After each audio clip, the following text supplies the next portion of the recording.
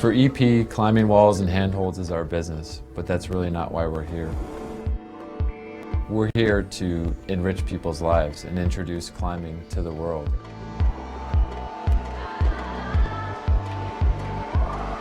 We know that once somebody gets an opportunity to go indoors and climb on a climbing wall, that they're going to be hooked and they're going to be a climber for life. Welcome to Imst in Austria for the 4th Lead World Cup for 2014. We're in the beautiful town of Imst, just 50 kilometers west of Innsbruck. It's a very small town indeed, less than 10,000 people live here.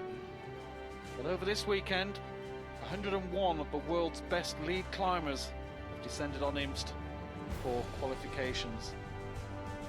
2,700 feet above sea level here. See, some of the best climbers in the world have arrived. This is their final preparation before the World Championships that will be taking place shortly in Gijón in northern Spain.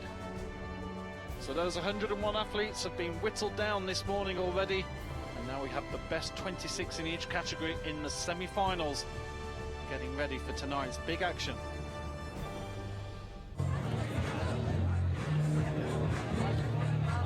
Welcome to Imst. We're live here for the IFSC Lead World Cup. My name's Adrian Battersby, and as you can see on that picture, it's an absolutely glorious day here in Austria. Beautiful conditions. Thoroughly enjoy what's going to be a superb World Cup. We've already had qualifications here this morning. It's been pretty busy. 101 athletes came here. And here is the start list for the semi-finals. The athletes have already been out and had a quick look around, and they've had a check. If we can have a look at the start lists very shortly.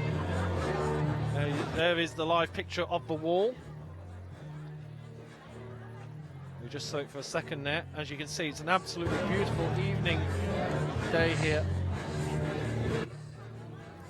And this is how we're going to start. So you can see Kim Jae-in of Korea. She was top of the semi-finals. All these results are on the IFSC, the official IFSC results page.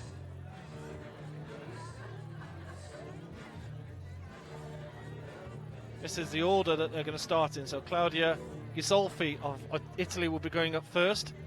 And I won't read through all of them, so obviously that's a little bit poor form really. You can see them all on the screen, so pick your favourite athletes out there. We have 26 athletes on each section. So this is the women's side of things. Here's the next 10. See a good French contingent in there, Japan well covered, and Russia. A lot of hotbed countries of lead climbing. And the final page, and these are the top ones, as you saw, Kim Jae-in.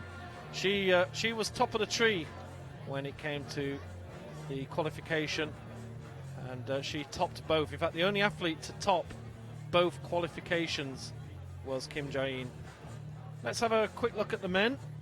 And in fact, the men very similar as well. Only one athlete managed to top both, which was Jakob Schubert, who's medalled in all of the first 3 events so far this season. Here we are in Verso. This is the order they're going to be going out in. So Christoph Hanke of Germany was 26th after the qualifications, and just to give you a feeling, his scores was that he scored a 19 plus and a 22 on his climbs, which just crept him in. He was 21st and 30th. He just got into 26th place.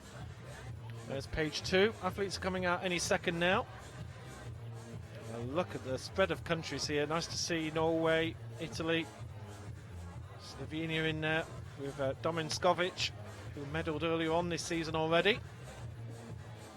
And finally, the last group. Some real big names in there, isn't there? This is going to be a fantastic event. It's always one of the favourites for the athletes to come to Imst. It's a real climbing community around here, and there's a good crowd here. Look at that view there. Absolutely beautiful evening.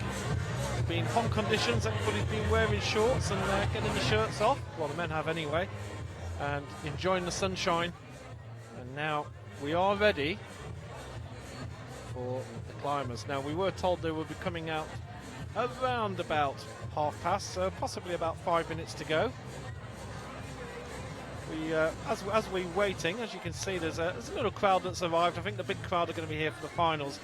We can have a quick look at the current world rankings, and just looking at some of the past medalists also, perhaps. Well, let's have a look at rankings that we've got at the moment. No, that's not the world rankings at the moment. We'll get that up on the screen in a second.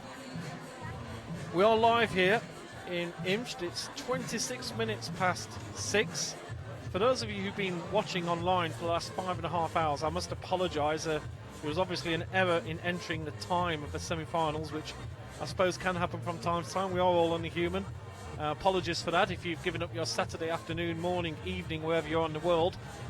But we are definitely live now, and we'll be here with you for the next 3 hours or so. These are the world rankings. Kim Jae-in, 3 golds, 300 points. Pretty impressive from the Korean, and dominating the lead climbing in the way that Akio Noguchi has dominated boulder climbing. Annette Verhoeven, a superb athlete in very early on in her career, first lead season in the senior category, and she's already in the top 3. Here's the men's categories. Some big names down there. Ramon Julian Paglank. I'll get that correct. I'm going to be saying it a fair few times tonight. On the list. Going at each other in terms of the overall lead overall rankings, lead and boulder and speed combined. So it's always fun seeing Sean and Jakob have a go at the speed climbing, and Sean's says he's not too bad these days. There's a brilliant view of the hills here. There's a good climbing crowd turned up for the semi-finals, and they're watching on the big screen. It's not a big crowd today. It's still a work day here, isn't it, on a Friday? But we are ready to go very shortly. So here's the women's route. So let's have a little look at what the women have got to contend with, and we don't obviously go for some of the lower problems, but we're looking all the way to the top. 54 holds all the way, and in terms of this graphic, we start at number 20, and hopefully we will, for the finals, we'll certainly get the route setter, and we'll talk through the route setter, what sort of problems he was certainly looking to try and set for the athletes here. This is the men's side of things, so you see the women's are on the right hand side of the wall and the men on the left hand side here. There certainly seems to be a few little tricky areas for them, but it's always hard to tell just from looking at the graphic on the screen. And certainly for the finals tomorrow, we will get the lead, the chief route setter, who will have set the course for the finals, and he can talk us through what we're about to see. Well, it's still sunbathing weather here in Imst. It might be 6:30 in the evening. The sun is setting over the mountains. I'm sure it's going to get a little bit chilly later on today, but it is absolutely beautiful. And I would say it's really good conditions for climbing here, for the guys and the girls to give their all. They're not watching the stream. We need as much bandwidth as possible from here. DJ's getting them going. There you see. So there's a fair crowd. There's VIP tents at the top. Get your refreshments in there, and then this bank tomorrow. That bank will be absolutely full of climbing fans, and of course we're live to many of you all around the world here. There's the VIP area. So they've already got their seats all set up.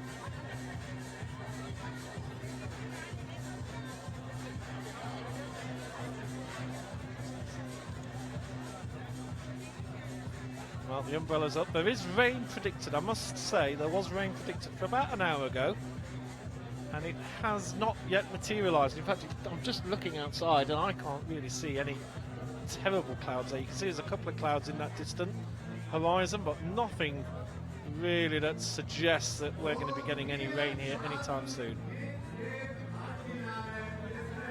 So we're just waiting for our first two athletes. And great to see a lot of people here on the chat rooms. Do send us a tweet. We're at IFSC WC. And here come our first athletes. So we've waited a little while. And here we go.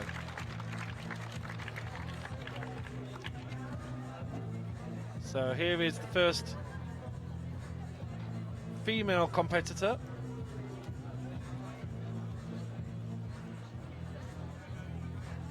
She's just having a good look at the route here. Claudia Ghisolfi of Italy, born in 1996, so only 18 years old, from Torino, which is where the IFSC have their administrative headquarters actually. So, and here we are on the left-hand side of the screen. This is Christoph Hanke of Germany.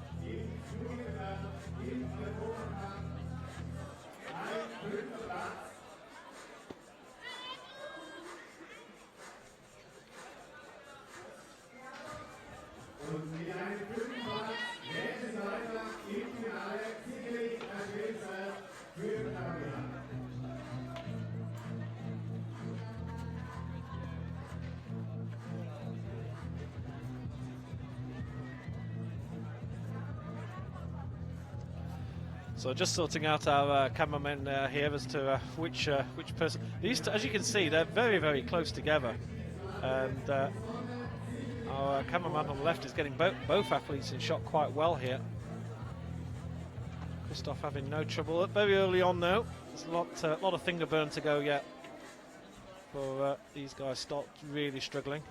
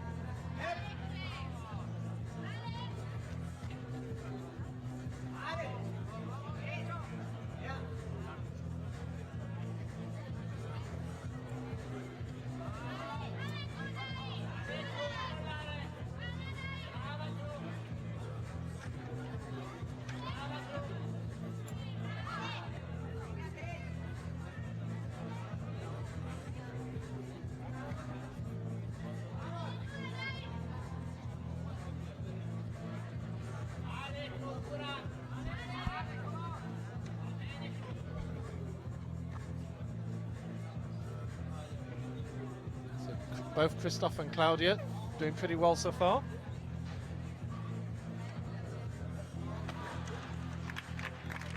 And Christoph goes. So Christoph just had a little bit of a problem here. And of course, all you guys watching on YouTube, you'll be able to see that again. You can rewind that and have a look at that. Very pleased to say with me, joining me is one of the female competitors who unfortunately failed to qualify earlier today, Michaela Kirsch from Chicago in the United States. Chicago is a beautiful city, one of my favorites. Welcome, Michaela. Everybody, I'm really excited to watch the comp today. Yeah, it's great to have you on board, and yeah, if you just rest it on the top lip, then that means everybody can hear you back home. But, right. so conditions out there, while we're watching Claudia Ghisolfi here, conditions out there absolutely stunningly hot. It was a beautiful summer's day. how does it affect you as a climber when it's so hot like this? You know, I was just sitting out there in the sun and it's pretty brutal, so I think that some of the holds are going to be a little bit greasy on these routes, but hopefully it'll get better as the day goes on and the temps drop a little bit. Yeah. Would you rather have it like this than being damp, or would you prefer damp? Does your hand grip better when it's actually damp? I think for me personally, and I think a lot of climbers would agree, the humidity is definitely a little bit worse than the heat, especially since these routes are partly in the shade. Yeah. And as you say that, perfect timing. She's doing well here. Now I'm not exactly sure which hold number this is she's at the moment, but she's been going a fair little while.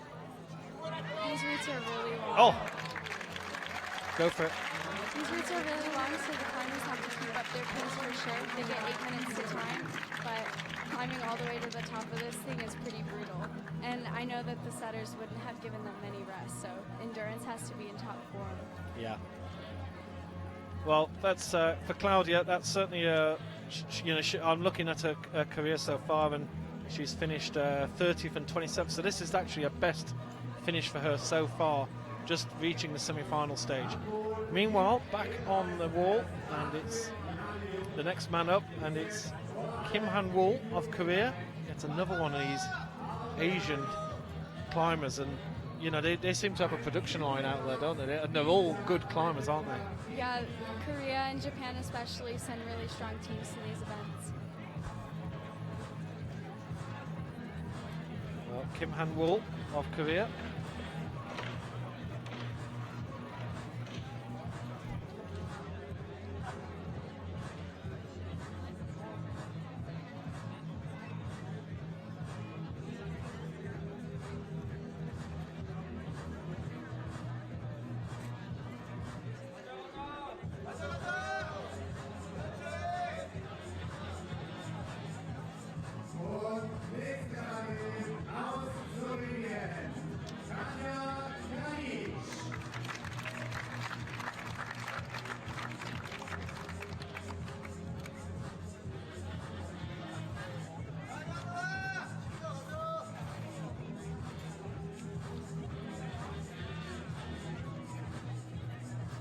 So Kim's doing well so far, and in fact I think on one of our other screens I can see our next female competitor out there, who's just out at the wall. So Michaela, we just covered, we were covering some bouldering in Vale, and it's a great World Cup there. Are you just purely a lead climber, or do you do bouldering also? This year I competed in the U.S. Nationals, but didn't make the team. I was at the World Cup in Vale to watch, and it was a really great show, although the Americans didn't do as well as we had hoped for. Yeah. Well, but I remember that some of the American girls did absolutely wonderfully, and they were, we had a number in the final, and I remember there was a very young, I've forgotten her name, but Megan Mascarenas. Megan Mascarenas, how could I forget? She was absolutely wonderful, wasn't she? Yeah, she's definitely one of those young crushers you got to look out for. Yeah, she's. There's going to be some real strong Americans coming through, but you've made the journey over here. Like, are you here on holiday as well, or is this purely the only reason you come over to Europe? Are you? I don't really take any vacations other than for climbing. You're 100% climber, great. And the level of climbing here is quite something. Like, you're moving from a national level up to international level. And for people back home who are very good climbers back home, what would you say is the major difference between the good level climber at a national level and these guys that we're watching here in a major international final? I think in the U.S. it's a little bit different because our federation doesn't support us, but these athletes are handpicked to be on their teams, and they're the best of the best. Yeah. Well, apologies if you're having a little bit of trouble hearing Michaela earlier, but we're just getting our sound levels sorted out here. We're all banged on, so all cool. And Katja Kadic here of Slovenia, she's not messing around. She almost seems to have not had much of a rest, and I suppose there's a bit of a tactic sometimes as to whether you try and take a rest early on, or do you just try and, like, Katja seems to be one of these athletes who's just going for it. She's not having a break at all. Sometimes you see some climbers and they'll have a break quite early on, just to sort of get used to the wall, and then they take off. I think part of the interesting thing about the route setting here is that they don't really give you holds good enough to rest. So if you try, you might end up just getting more tired. So it's more like a sprint to the top. Yeah. Kim Han-woo of Korea is just looking through his records, and he's another one of these youngsters, only 18 years old. He's competed so far in Haiyang, Chamonix and Briançon this year, competed in a few senior events towards the end of last year as well, and his best position was 17, so he has made a semi-final before. And he does look like an accomplished climber. I think, our cameraman on Kim just needs to, he can see what we're putting out on the big screen here as well.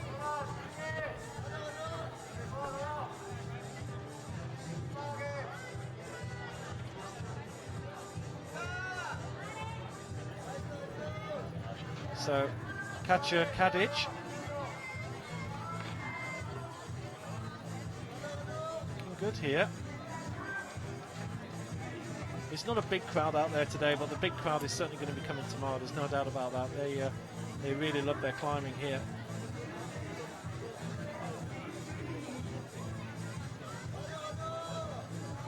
Climbing definitely belongs to young.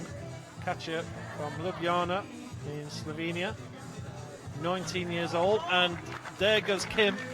Oh, and he can't believe it. There's no second chance in lead, is there? You know, like in bouldering, at least if you mess up on one problem, you've got a chance to make up for it. But here, you make a mistake and you're gone. I think that's one of the aspects of the sport that lead climbers love so much is the high stakes and the pressure. All of it can just be done in one slip of the foot, or if you just get pumped early. So on to Katja. Looking at Katja's record, she's not actually competed too much on the main World Cup. Just having a look, she competed in 3 or 4 events in 2013, Chamonix and Briançon this year, 23rd in both climbs. So if she gets through to the final, she'll be absolutely thrilled.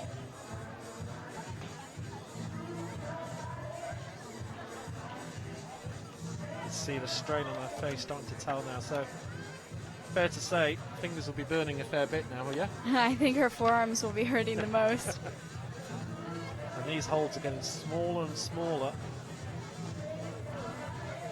Now you see she's just started to get towards, and I love this graphic here where you actually see where the other players of athletes are positioned. So she's very close to passing, but she hasn't done. And in fact she's fallen just a bit short. Catching Kadic. Yeah, shake those fingers loose. She's pumped. So is it really the fingers or the arms? Like, you know, what do you feel when you're climbing? Is it the arms that give you the most trouble? Are those aching more? I would for sure say forearms are the limiting factor in lead climbing. Yeah. There's a brilliant view from our camera on the wall. That place will be full tomorrow night. We do have a camera that's pretty much towards the top of the wall, and it's a beautiful little remote control thing, so we're going to get some great views from up there.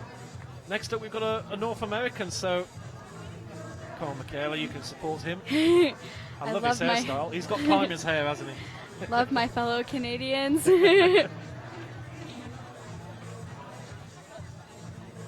Actually, yeah, I believe we may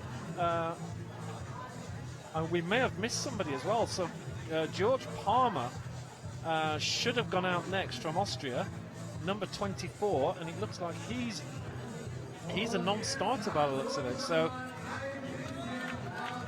okay, well I'm being told he's next on the start list I'm looking at. He should have gone out before, but maybe he was an exact tie with the other athlete, but that's fine. So. That's a name. Amos Jonas McRae. That's an interesting name. Ilan. It's Ilan. Ilan. Thank you very much. And how's the surname? I have no idea. Okay. Jonas McRae. Elaine Jonas McRae. So, Ilan. That's a very unusual name for sure. Both senses. And on the right-hand side, Hannah Schubert. yes, we do have our Austrian here, Anna Schubert. I believe this is her first World Cup that she's competed in, and also her first semi-final. Really? And no doubt she's. No doubt she's. Our cameraman's just having a little trouble there with his tripod, I think. I don't actually know this, but I've got to be sure that she is the younger sister of Jakob. She is. Yes, thank you. From Innsbruck. With a name like Schubert, and if you're climbing at international level, you've got to be part of the same family.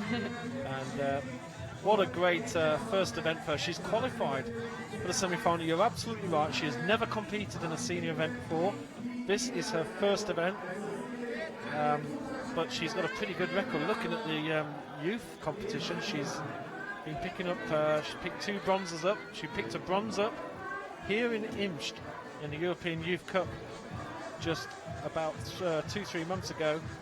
And then in Edinburgh at the European Youth Championships, she took the bronze medal there as well. So certainly only 16 years old.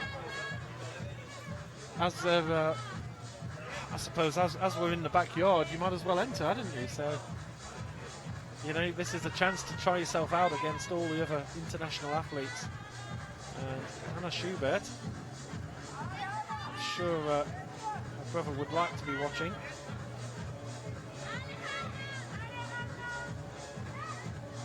I'm just trying to think of any other sporting families where there's brothers and sisters who are great climbers, but I'm sure there's a few out there.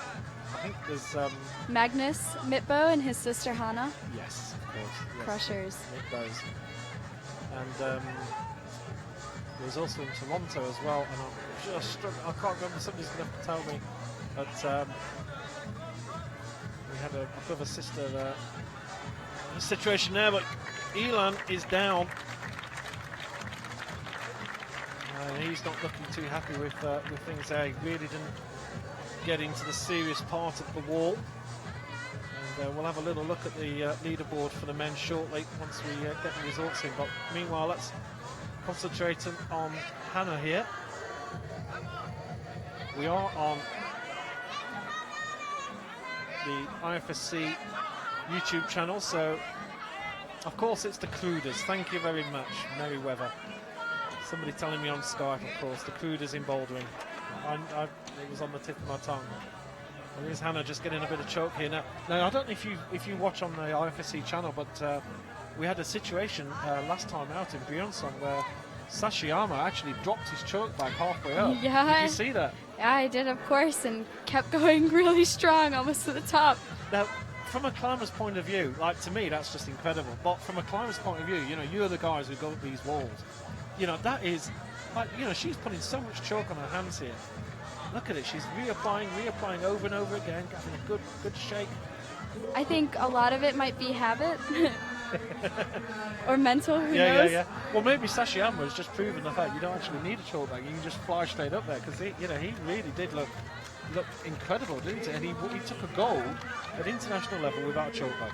I think a lot of that could also be attributed to experience in the competition scene. Yeah, he's a hell of a climber, that's for sure. Well, Hannah Schubert's had a real good rest at that particular point. And Georg Palmer of Austria. Oh! And Hannah can't believe it. A frustration. You can just see for all to see there. She's having had a really long rest. She then goes down after about another hole. So almost a frustrating one for her. So here's Georg Palmer. The man who I accidentally said probably wasn't in the competition. It just seemed to have gone slightly out of order, but no problem. I'm sure the officials know what's going on. Another youngster, all these youngsters is ridiculous. 17 years old. There's a lot of youngsters coming through in the climbing scene at the moment. And this is also his first ever senior event. And he's 17 years old. He's quite a big lad as well. He's one of these tall climbers, as we've seen time and time again. You're quite a short climber, aren't you? So Yep, 5 feet 1. 5'1", really? Oh. So you must, there must be some holds that you really struggle to get to. Or do you just have to find another way around? I think for the most part, there's always another solution. Yeah. But it must frustrate you when you look at the wall and you watch somebody sort out the same problem, literally just reach across Oh, to of get a course. hold. That actually sapped a lot of strength out of you to get there. Yeah, we have a young American in the semifinal. Actually, she's almost 6 feet tall, I believe. Yeah. So you'd think that is it? It must be a slight advantage to be taller, just literally to be able to get that reach. Do you think all their situations were actually being shorter? You feel that you're an advantage over another athlete? I feel like height is just one thing to blame it on, but when you look at strong athletes like Jane Kim, who's the reigning champion, it's really hard to say that height has a huge factor. Yeah. In fact, we've got our female climber is on the wall right now, and An American. this is yes, who's this? Oh, Tina from Norway. Yep. It's Tina Johnson Hapsas of Norway. 20 years old from Oslo. See, the sun is still burning away on this wall. She was 25th in Briançon last time out, but of course that is a ranking after the semi-finals. Remember, Briançon, we did not have any final take place, and we certainly the whole village got struck. Were you in Briançon by any chance? I was. Was you? I got caught in the hailstorm. Oh. The final was cancelled. It was incredible. I watched the footage. Thankfully, I wasn't there, but I did watch the footage of the rain coming in. I don't know if you saw it on the IFSC YouTube I channel. did. And just this big dark cloud come in and absolutely nailed us. And then there was the footage of the lightning strike as well, and all the power going. And even our truck got hit as well. So there's been some great work from Mike and Mark here in the team, just trying to find a few different ways. Oh. And Tina's down early. Oh dear. What's the feeling you go through when that happens? Is it sort of you're half a little bit embarrassed because you've come down so early? More insane disappointment. I know Tina in particular trains really hard and is very motivated, so this has got to be kind of a disappointment for her. Yeah, Tina's not happy. Yeah, bad luck, Tina, but she's off, and she will definitely not be qualifying for the final. Came off the wall quite early on there. She's just having a little look down her results, and she's yet to qualify for final. And Georg Palmer down as well. Well, he did managed a little bit more, but I don't think he'll be making the final either. It's quite early on in the climb for both climbers there. See the sunset over the mountains. How beautiful is that?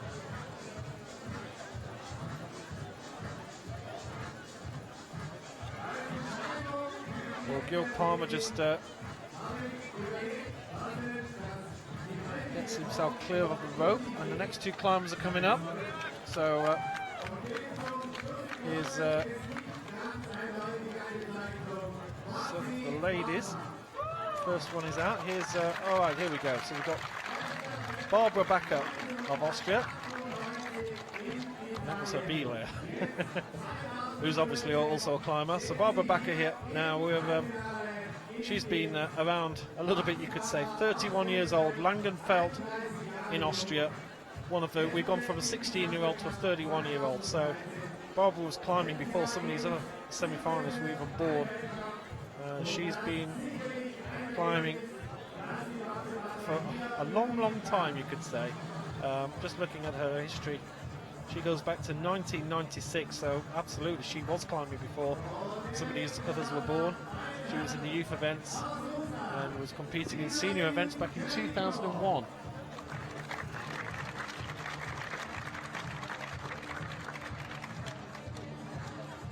I'm told quite reliably from a source behind me that she's a roofer, which means that she fixes roofs on her, which is quite handy if you're a good climber, I suppose.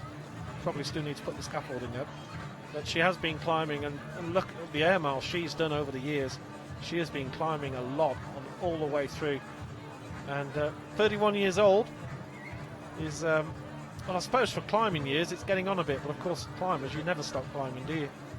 Mikhail Chernikov of Russia, the first Russian athlete on the left-hand side.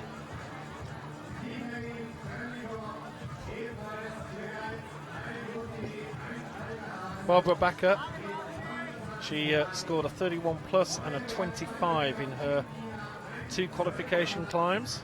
So she finished 20th and 25th in those 2, and her average position came out as 22nd. So she's going to have to do something big here to get through to the final. Chernikov of Russia.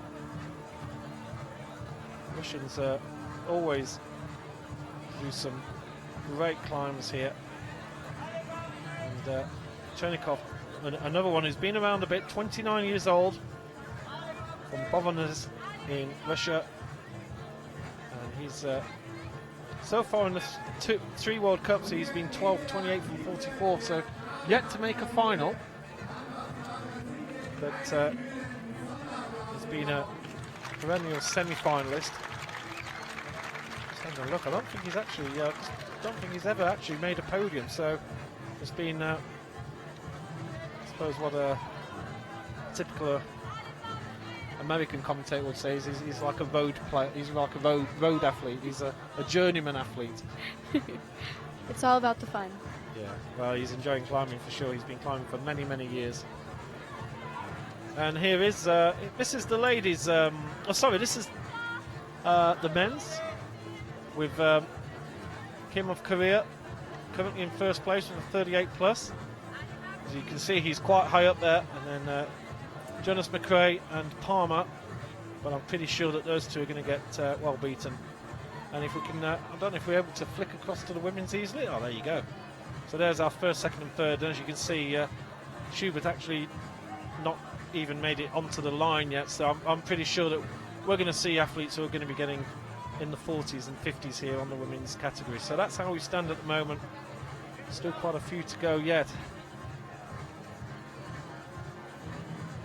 Top 8 will qualify for the final. So, Michaela, these routes are very long. 54 problems, was it? I think on the women's, or 52. And you must have to try and conserve your energy a little bit, and not go blasting out early on.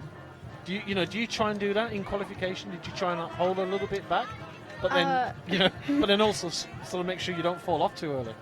No, I think most of these athletes can give pretty much 100% on every route, and that's what they want to do.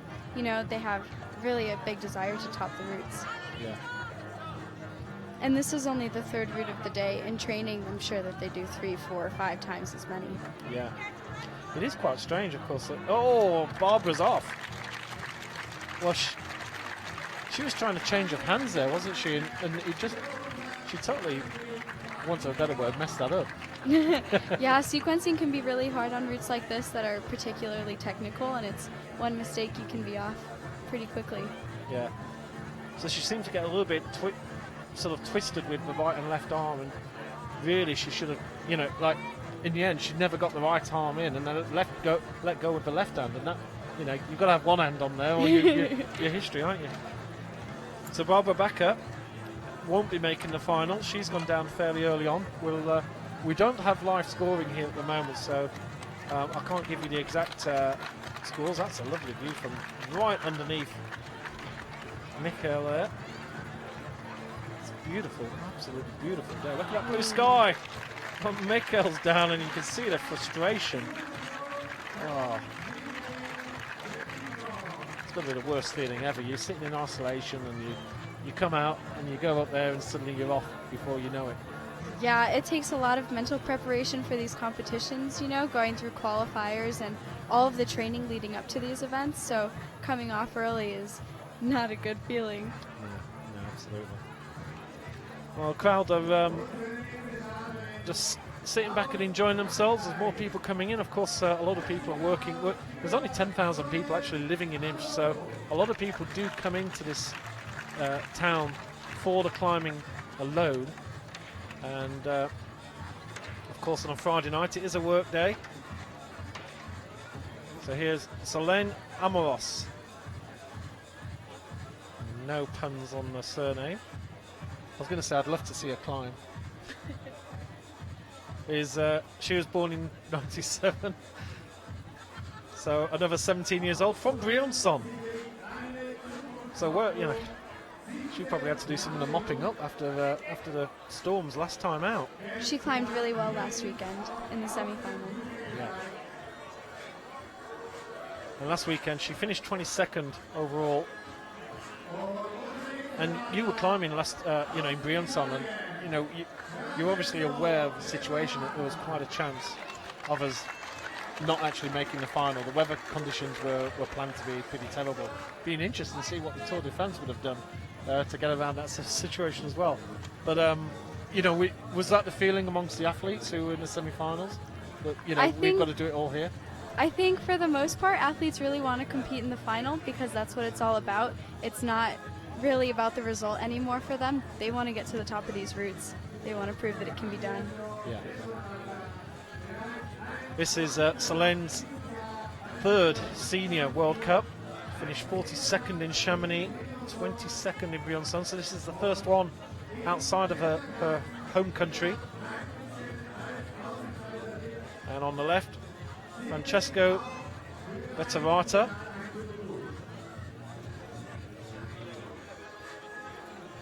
Another one of these very tall athletes.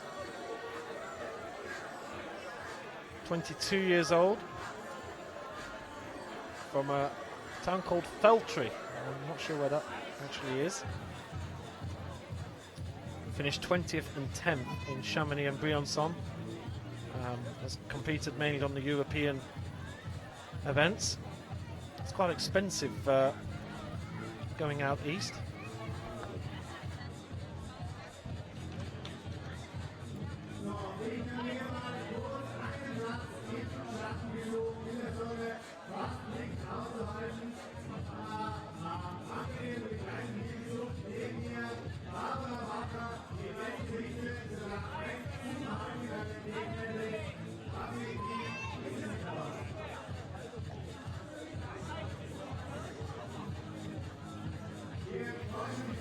Well,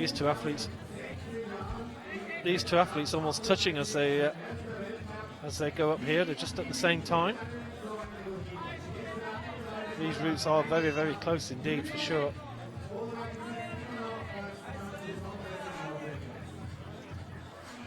We were just chatting earlier, Michaela, about the expense of climbing abroad, and and you obviously in Chicago. Even just within the stage, it must cost a lot in airfares to get around for national competitions and to be competing at that top level. Yeah, I mean, it's definitely cheaper for us to compete in the US than to come to Europe.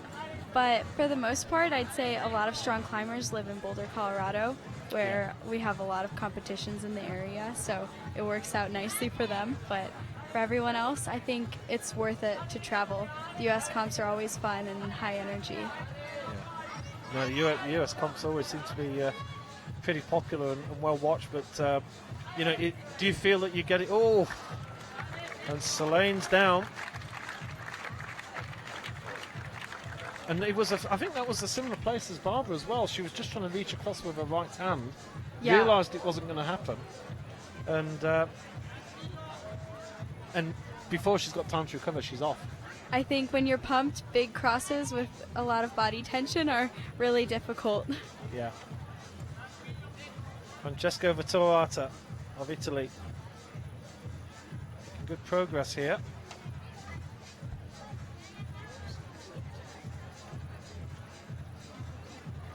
There you see, he's the top 8 that matter. And that will fill up as we get more and more climbers competing, but currently he's on 37. In fact, there's an update already. Thank you very much, Mike. So already he's working his way into second place. But there's still a lot more climbing to go yet. And you look at the names of some of these, and you must feel the same when you're in qualification. You look at the start list and you look at it, Kim Jae-in and some of these amazing athletes who've dominated the sport for years, and you're like, God, am I in the same field as this girl? Definitely an intimidating thing. But, you know, in competitions, anything can happen. Veterata tried that reach around the corner, but just didn't get it.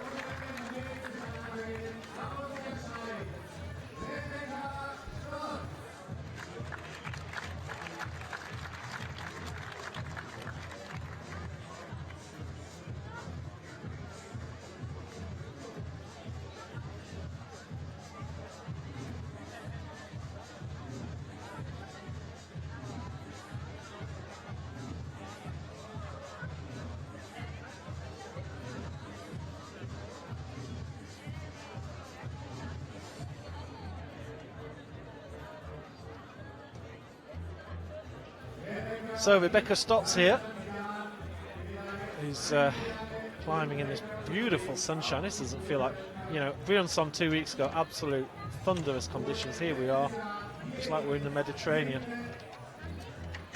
So far we've seen a fair number of climbers. We've seen sort of 7 or 8 go out there. What are your thoughts so far, Michaela, as to what you know, what we're seeing?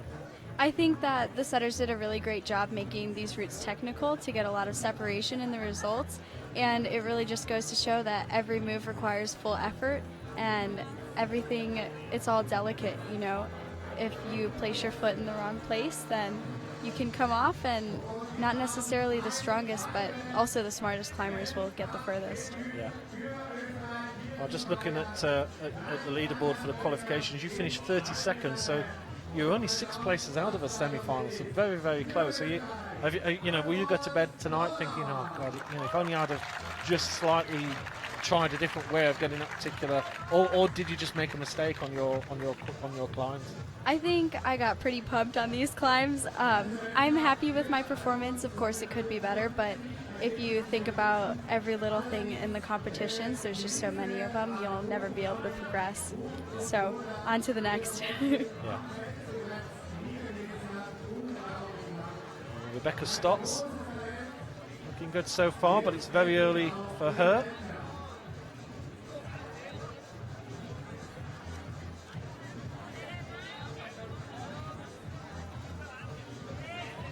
And it's Alphonse Dornaer of Austria.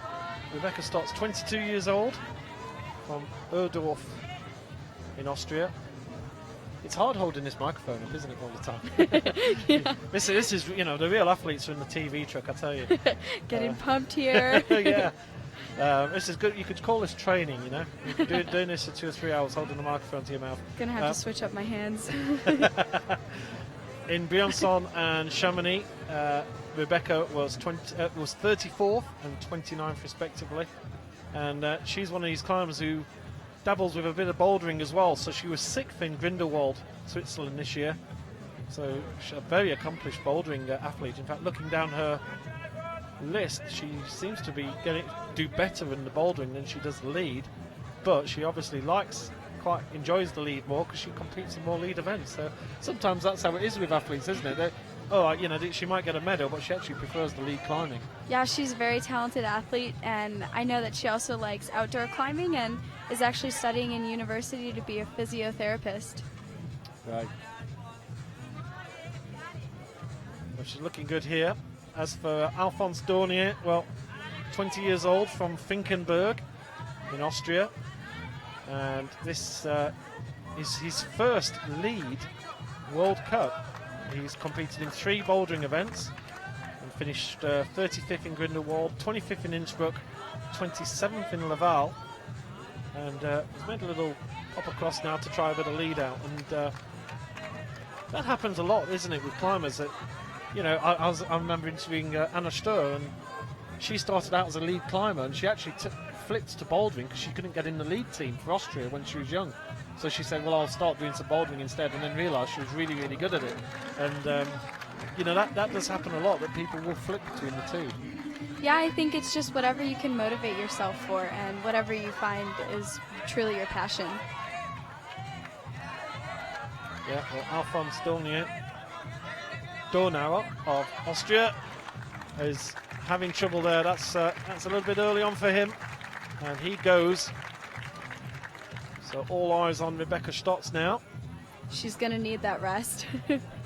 Yeah. Lots of climbing coming up. This is an interesting hold here, isn't it? This is just a big box on the side. Yeah. And there's another one coming up later as well. Lots of volume climbing in European setting.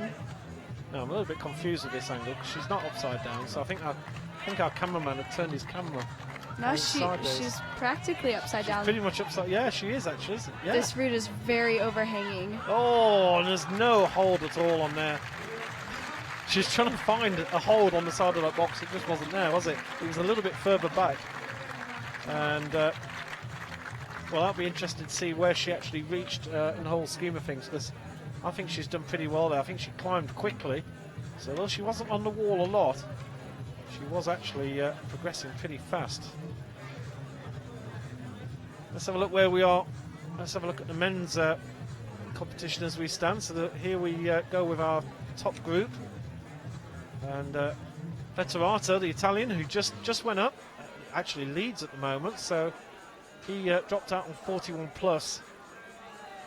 So he'll be hoping and praying. There's still quite a few climbers to go. But he's got a final spot possibly. Now, although these are marked as gold, silver and bronze actual lines, of course, this is the semi-final, so there's no gold, silver and bronze medal here. These are just qualifications. And while we wait for the women to come out, in fact, while we wait for both athletes, let's look at the women's group. So let you see the boxers on the right-hand side, on the underhang. And they're very strange, aren't they? So, no, yeah, so... Okay, so there's no doubt that Rebecca Stotts is leading now. I think she was in and around the sort of 39-40 mark. Because that's the first time we've seen those boxers, isn't it, today? So, and fair to say, some of the athletes a little bit further down, dropping out. So, that's how we stand at the moment. So, Ghisolfi of Italy, who was our first athlete out, she's still in with a good chance. Next two up on the wall, and it's Loic Timmermans of Belgium on the left, 19 years old, and a man who's actually, considering he's so young, has actually competed quite a lot on the senior circuit. He's started in Purs, Belgium in 2011, so this is his fourth year of senior competition. Was 47th in Chamonix, 38th in Briançon. He's actually had a little dip in form recently. Those two results are probably his two worst results for a couple of years. So he'll be wanting to do a little bit better here. And on the right, Andrea Ebner of Italy. She was 19th after the qualifications, 17 years old, from Bressanone, and she's not competed in too many events. She competed here last year and finished 28th, and was in Briançon finishing in 34th.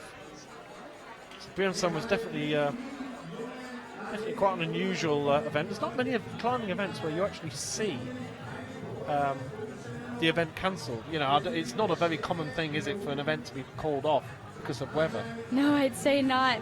But, you know, in Europe there's a lot of outdoor walls, especially these last three have all been outside. So weather is a huge factor. You can't climb when the wall's wet. No, absolutely not.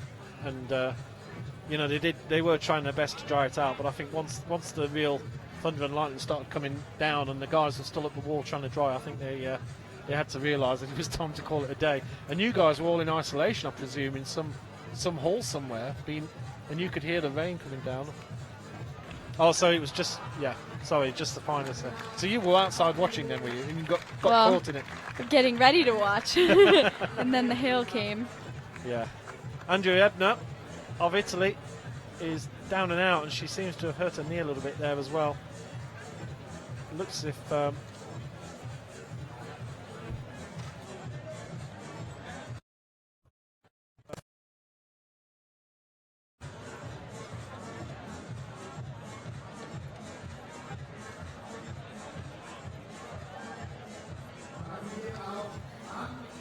So Timmerman on the left,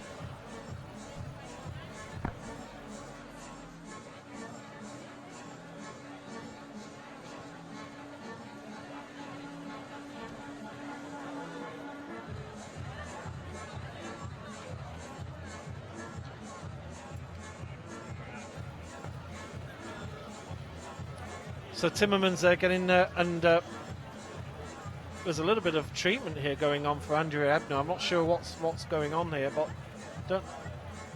looks like okay. She hit a hold on the way down. I don't know if we can see a picture.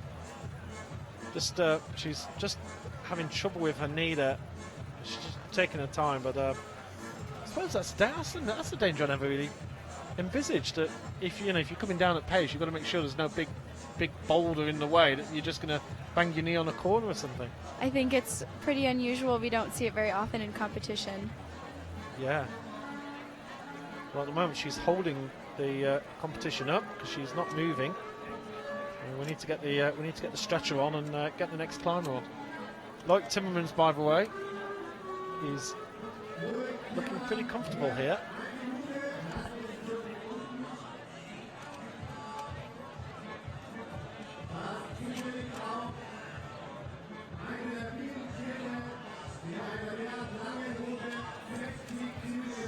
Well, so far it's just men. Ebner's still having a bit of treatment there, so Timmerman climbing up. Yeah, great view here. See the oh no, wonderful missed the clip. Oh, he's missed a clip, yeah. Is that and he hasn't noticed, has he? I bet you he has. Yeah, you think he's going to try and make up for it? Yeah, Yep. Here we go. Wow. Because if you don't take the clip, then that's it, it's over, isn't it? Even if you carry on climbing. If your feet pass the draw, then they'll call you off. Yeah. And I certainly know from past events as well, you're not allowed to use a clip as a hold, which I think Mr. Jakob Schubert, I remember a couple of years ago, having trouble in Chamonix when he put his foot on a clip without realising it and thinking it was a hold and actually getting an advantage. So Ebner is helped off. Hope she's okay.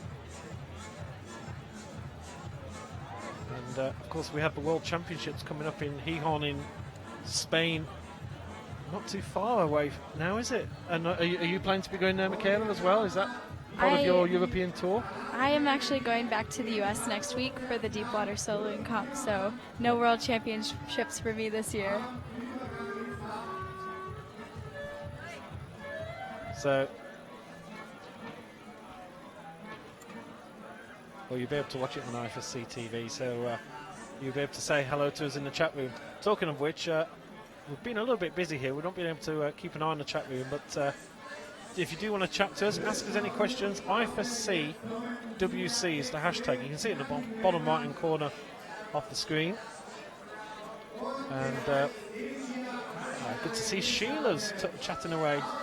Sheila, the finals in Briançon were called off because the mayor closed the venue for safety concerns during the lightning strike. Absolutely.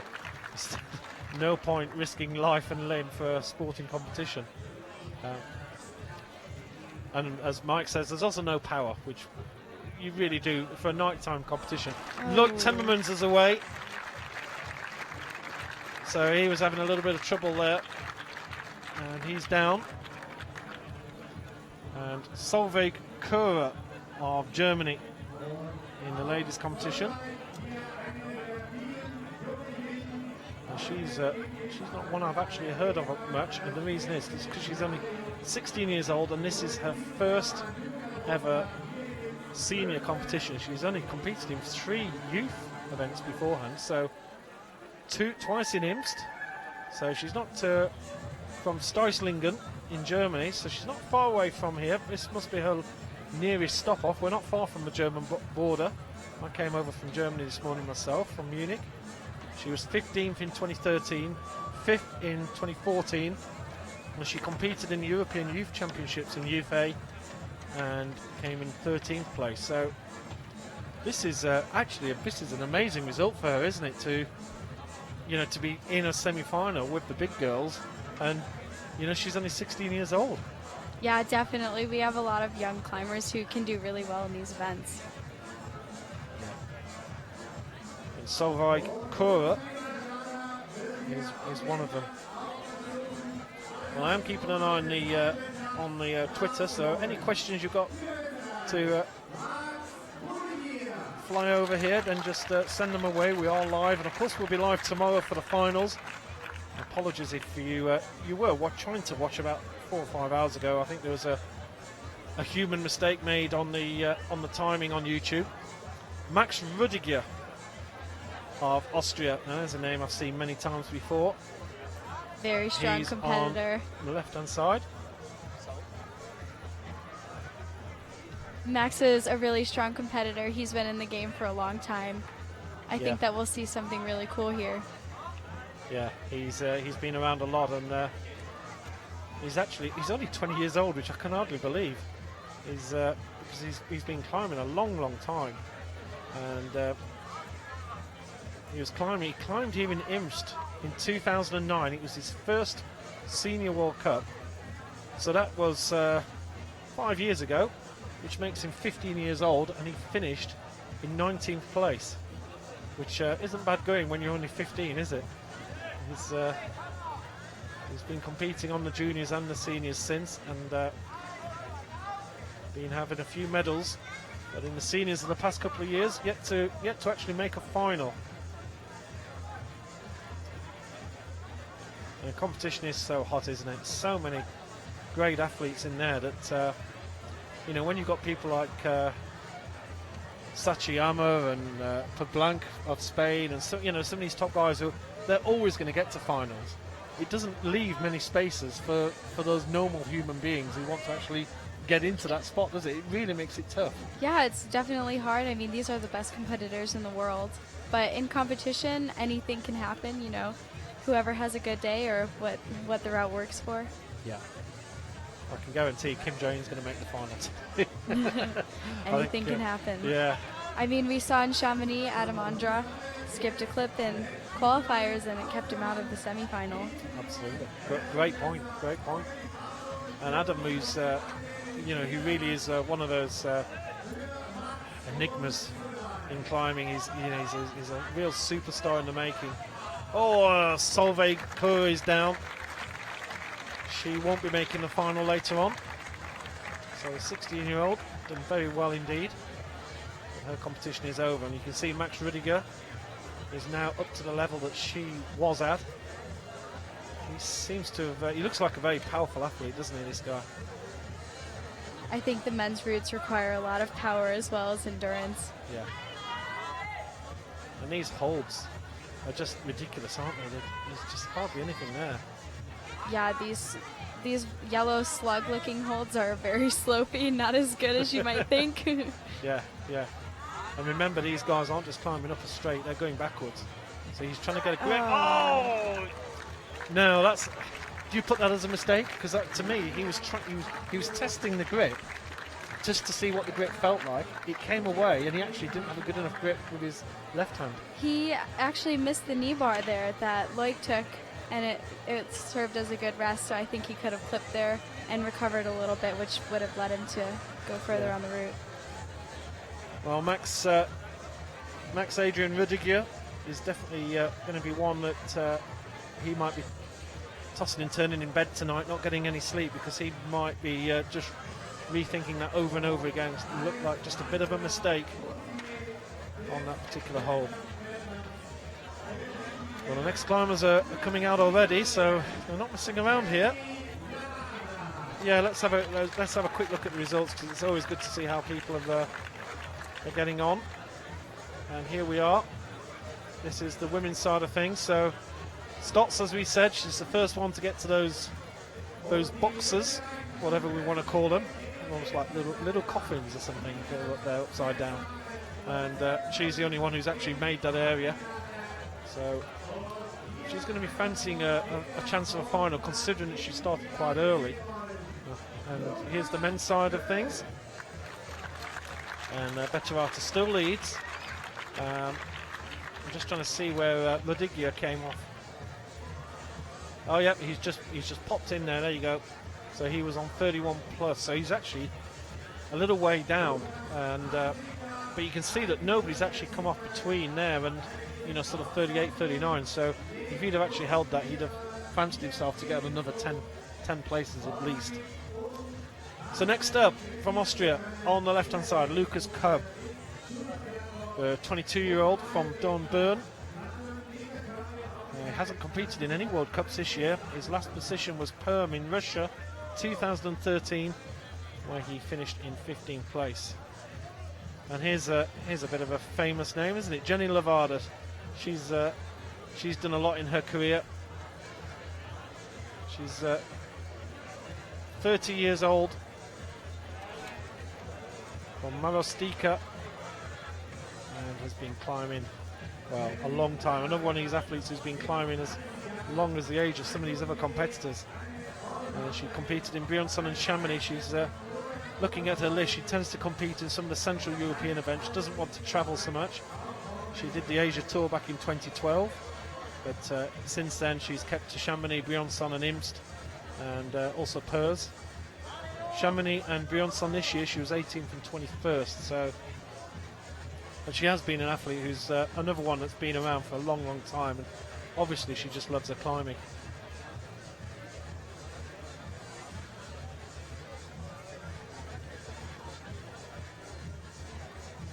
So Michaela, when did you actually get into climbing yourself?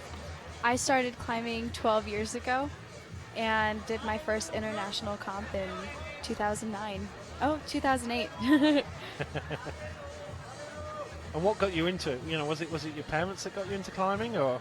I think for the most part, kids have a natural inclination to climb, and that was definitely me on the monkey bars around the house. And my parents got sick of chasing me around, so they took me to a climbing gym, and that's pretty much where I've stayed the last 12 years. Wonderful. Well, I'm going through that process exactly. I have a 7-year-old, and he's definitely going to be a climber, so he's going to be a top British climber, so watch out for the name. But, you know, and that's the thing, isn't it? A lot of these athletes have come up, and it doesn't need parents to actually be climbers, because, you know, there's so many climbing gyms around the place and climbing arenas that you can actually just go and get stuck into it yourself. You don't need parents to actually introduce you to the sport. Yeah, I think another great thing about climbing is the community, and it's usually really open and inviting, so you can always find someone to climb with. You don't need a partner already. It's a great place to make new friends. Yeah, absolutely. Yeah, the climbing community is certainly a wonderful community to be a part of, and here we are in deepest Austria. I was in a place called Cornwall in the sort of southwest of England just a few days ago, and there was a big show, and the biggest thing that was going on was the climbing wall. All the kids were on it. The queues were going on forever, and you know, it was a charity gig that was going on. There was lots of other events, but the climbing wall was the one that all the kids wanted to go up. And of course, now people are making climbing walls so easily, and you can put them on the back of a trailer and pop them up very easily. It's you know, climbing is becoming much more accessible to the, you know, to people in the street, isn't it? Yeah, I think it's a great thing to see the climbing world growing so much, and you know, we tried for the 2020 Olympics, but hopefully the next one. Yeah, absolutely. So far, Cobb and Levada, no problems so far yet.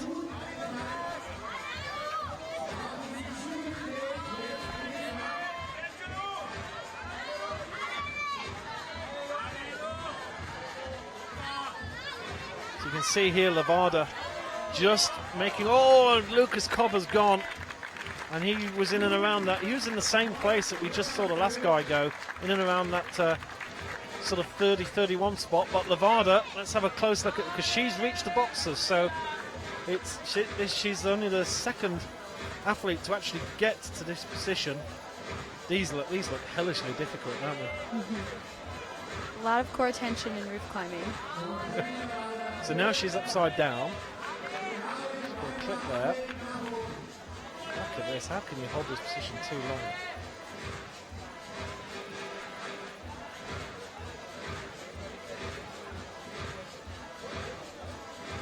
Well, let's get a closer, let's just see closely what she's doing. Here we go, so on to the next, and this is where Stotts went. So Stotts had trouble here, she got that hold, but then she didn't know what to do at this point, so Levada very close to taking the lead here, and all those years of experience. Interestingly enough, we've had a lot of juniors going up, but it's some of the older ones who've actually shown their class here, isn't it? Who, you know, all those years of climbing experience has got to help. Yeah, I think in competitions especially it's really useful because a lot of it is mental. You can never take that for granted. Yeah. And that's a good bit of experience there. Levada just goes backwards. She knew that she got herself into a little awkward situation, and she just went backwards for a second just to regather her thoughts. Now this is a big one because she's upside down right now, and now she's got to get round this corner. Don't know if there's a better angle. There's a better angle. You can see that's a brilliant angle, isn't it? So she's been upside down for quite a long time. Now she's trying to get back out onto the level. She's got a corner to get around. That's almost a blind hold. She's gone into the lead. There's no doubt about that. Look how Male left. Oh! Well, I'm sure she's got. Well, she's not happy at all. I was going to say, I'm sure she's going to be happy that, you know, she's got a chance of a final, but was that just a mistake she made there? It looked like she just didn't have enough tension to hold on the swing, getting her feet up, and her hand slipped off. Oh, lead climbing, you just don't get a second chance, do you? Jenny Levada of Italy. She goes into the lead though. Well done, Jenny. Don't be too hard on yourself. She is the first person to get over that edge and move on up. Now from Slovenia, here is Urban Primozic. As I said, Primozic.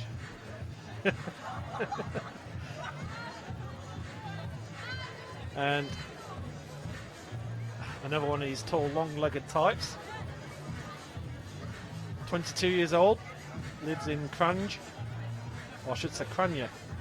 Got to get these pronunciations spot on.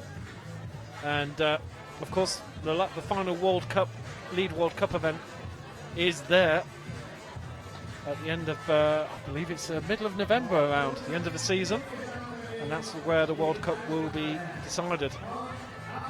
We're in this strange situation, of course, with bouldering. The World Cup standings have been finished now, and we've just got the World Championships to come in Munich.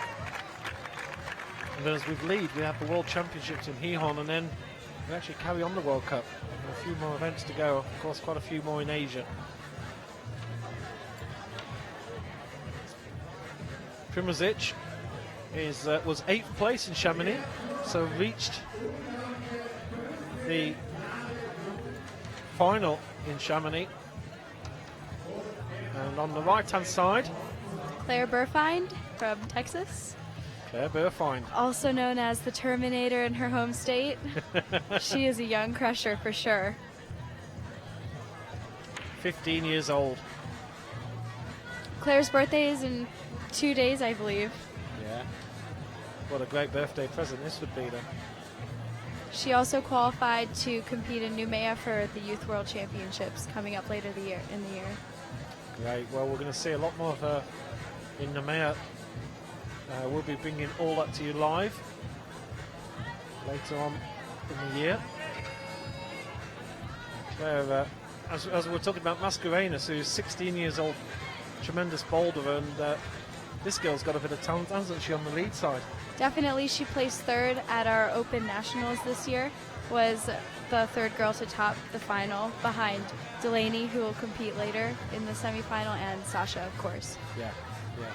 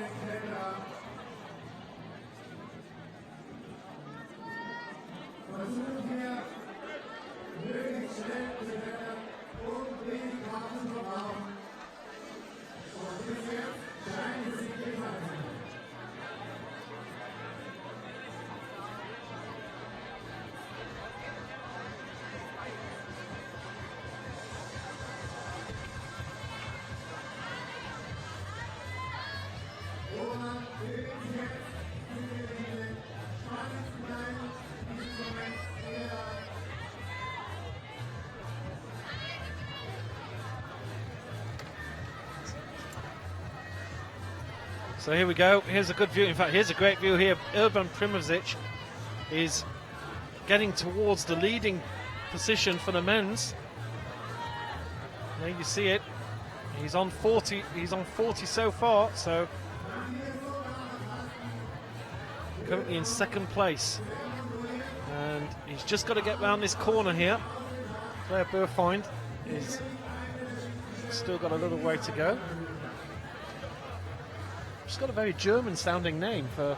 I presume her parents are German, or I'd Austrian, imagine. perhaps, yeah. I mean, come on, the U.S. is a place of immigrants. It's a big mixture, yeah. Oh, Primozic holds on to that. I think that's taken him into the lead. That's number 43. So he is now in the lead, and he's taken the next one. This is a great move here from Primozic. Trying to work a knee bar in there. Yeah. Well, he must. Oh! And Claire's going into the volumes now. yeah, Claire's doing fantastically here. She's only the third athlete to get to these volumes.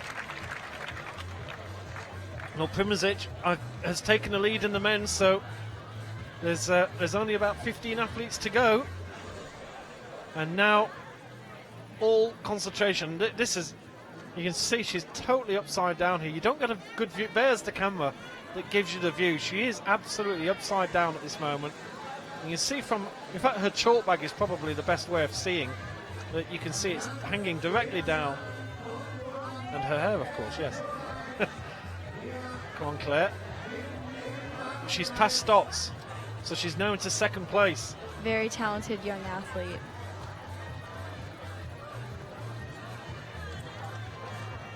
Oh, this is quite incredible here. Oh! Well, for 15 years old, and she's looking disappointed at the end. And yeah, she's blaming her hand. You know, what happened there, Michaela? Oh, she has a wrist injury that could be bothering her, but honestly, she looked tired. These routes are really, really long and taxing for the athletes. Yeah, and that was her left wrist, was it, that she's had trouble with before? I believe so. Yeah. So it looks like as in fact just gave up on her a little bit. Let's have a look at the leaderboard then as we stand. This is yeah, we're just a little, sometimes we're maybe 10 or 20 seconds behind on real time. We are the results all go up into the cloud and whiz around the planet a few times before we get them. This is banged up to date though, because Primozic with a 46 plus is well in the lead, and he will be watching keenly. You know, when you compete in these events, you just literally sit down and watch what the others do, and you're just in a nicer way as possible, hoping that a few of them fall off so that you can get through to the final.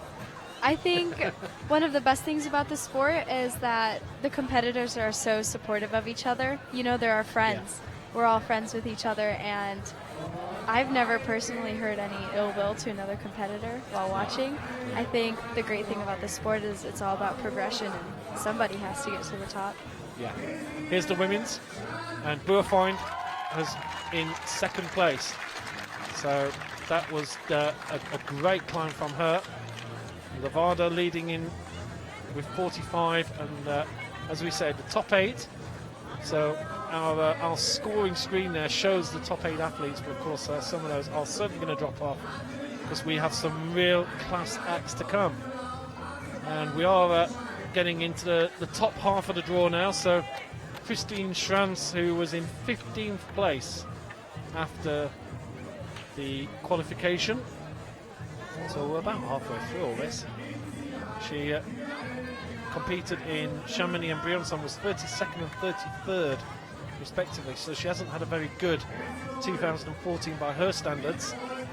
Just looking at 2012, she only competed in bouldering in 2013 in Innsbruck, so obviously she lives in this area, and had a little pop at the bouldering, didn't do so well at that, but in 2012 her climbing was much better. She finished 8th in Krania and was 11th and 15th. She popped over to Atlanta and had a go at the lead climbing over there. So and was second in the Rockmaster in Arco in 2012, which was an absolutely fantastic event. Mario Lechner is on the right-hand side from Austria.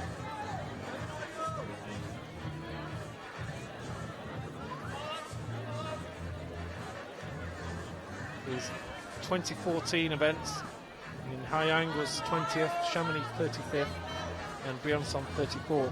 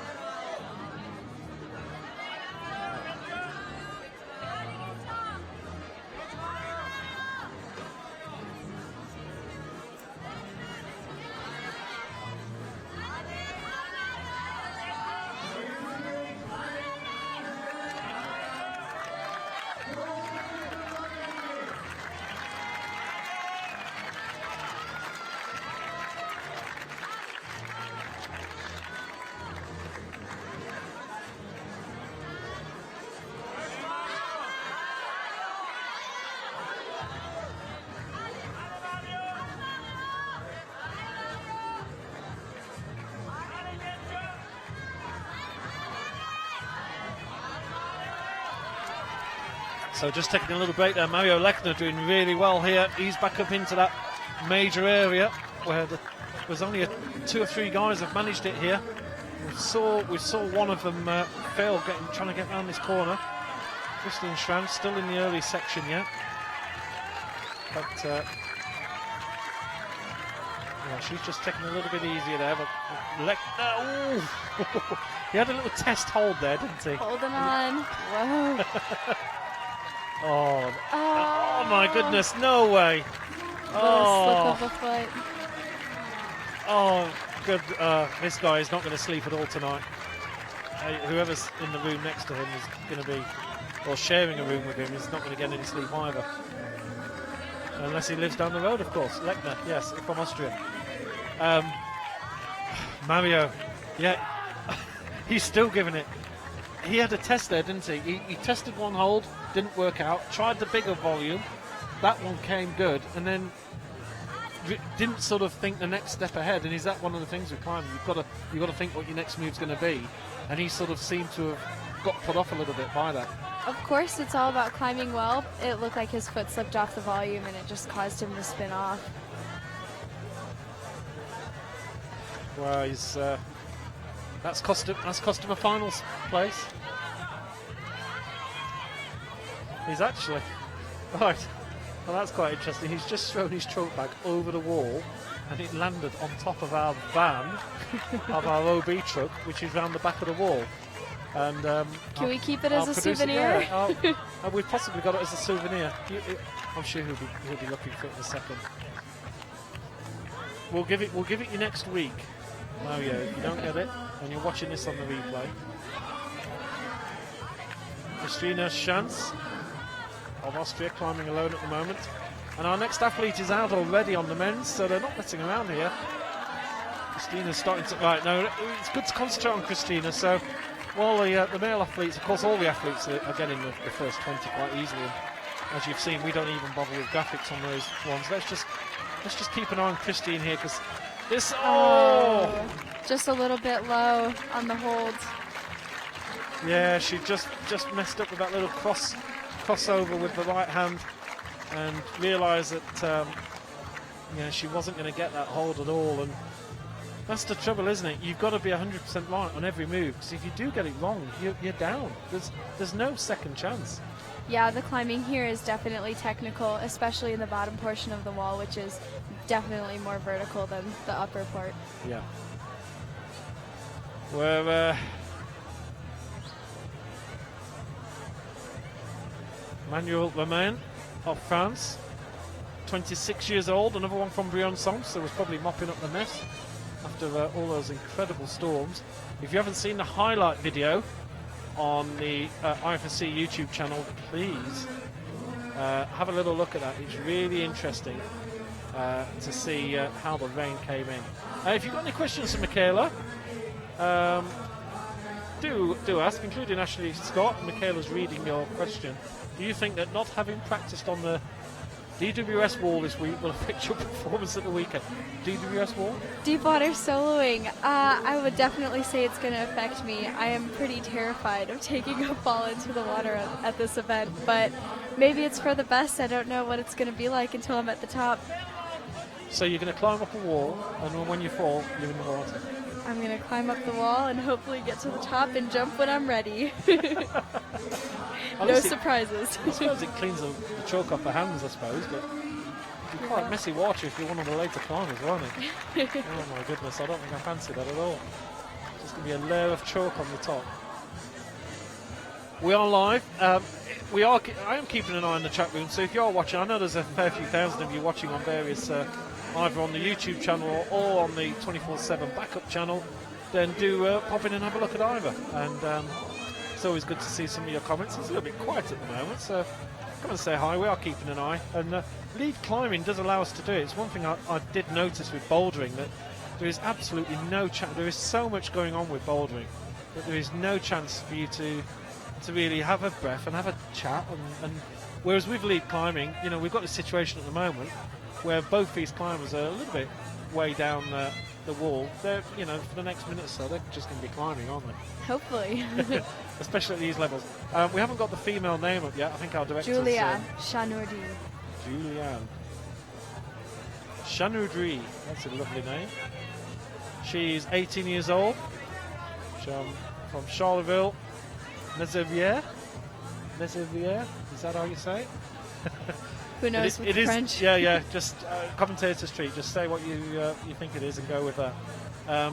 She was 22nd in Chamonix and 15 in Briançon this year, and she's been on the medal podium. This could be a girl of the future. Just looking at the youth categories and junior category, she's been winning silvers and bronzes. She's been on the podium a few times. She won a gold in Edinburgh at Ratho in 2013 at the IFSC Lead in the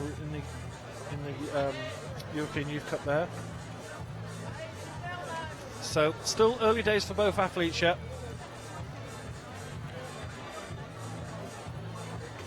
And of course this is a fixed structure here that's we've seen many times.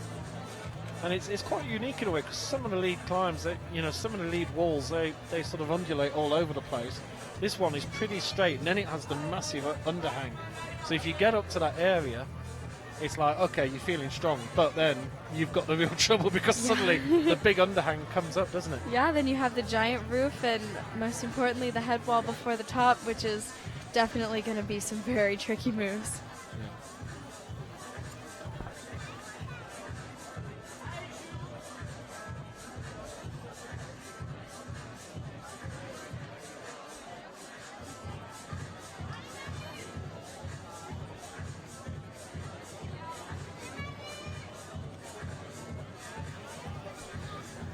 So we can definitely say allez here with two French athletes on the course, and Julia just having a little bit of a break.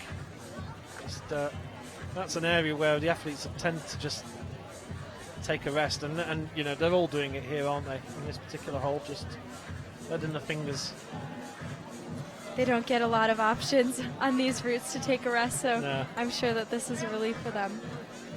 When you look at a wall beforehand, is that something you are looking for? Absolutely. You're looking to say, look, there's a possible stop point. There's a definite stop point. You know, is that what's you are looking for your rest areas? I think first the athletes will look for the sequence, you know, which hand goes where, in what order, and then you look where you can clip, and you also look where you can rest, and possibly the trickier parts compared to the easier. Yeah. Well, the sun has gone down here, so you're starting to see that they're actually getting the spotlights on the athletes here. In fact, to me, those pictures are looking a little bit sharper now. Certainly that one, the one on the right, is looking really good with the spotlight on it. It's standing out. The natural light's gone. We've still got a fair bit of time to go. Here's Romain here now. He's getting to this little awkward spot. This is around the corner.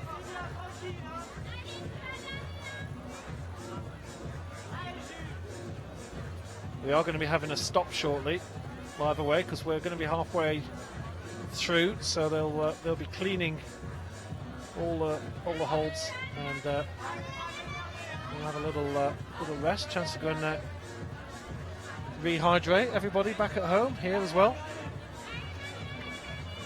Oh, well, Romain. Oh, no way. So close to holding it. Well, he nearly went just a second before, didn't he? He went for the long reach, and then that almost unsettled him. And you've got to say that was a mistake from him there.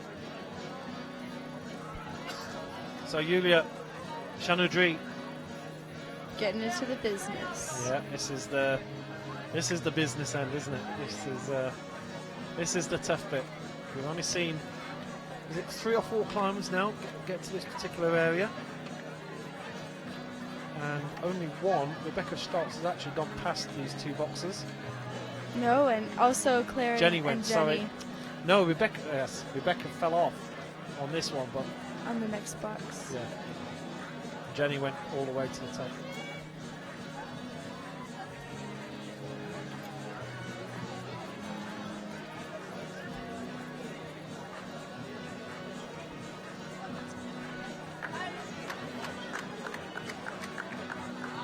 There we go. What's she doing here? That's good. This is where Stotts came off. This is going to be a tricky clip for her.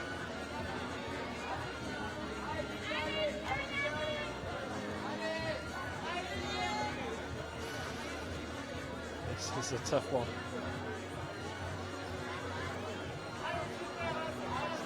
There's a lot of strength she's having to use now. Reach up. Oh, what a reach there. Look at that. Beautiful hole, but the second one she couldn't. And I think she reached the natural end there, didn't she, on that climb? It was a good fight for sure. Yeah, she was really hanging on for grim death, but she just managed to get a touch on that other hold. And I think, yeah, we'll have a look at the position shortly. Let's see where we stand at the moment with the men's. I think we've got one more climber to go, and then we're at the halfway point. Oh, they're cleaning right now. We are at the halfway point. Right, there you go. So Urban Primozic of Slovenia is leading by a good, what's that, 4 and a plus over Mario Lechner of Austria, and Betterata of Italy, Romain of France. But yeah, 31 is the point, but I'm pretty sure that, to be honest, it's probably going to be those top 3 that we still have realistic hopes of getting through to the final, and possibly even then it's going to be tough. There's still 13 athletes to go, isn't there? So, and they're all really great climbers to come. Absolutely.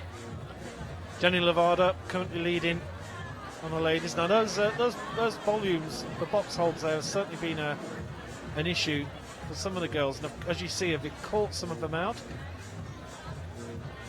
Chanoudry in second place there of France, and Burfind of the United States currently in third. So you're quite happy there with Claire, 15-year-old, still in a good chance. Yeah, I've seen Claire grow as a girl and a climber over the last few years, and I'm definitely proud of what she's accomplished for herself.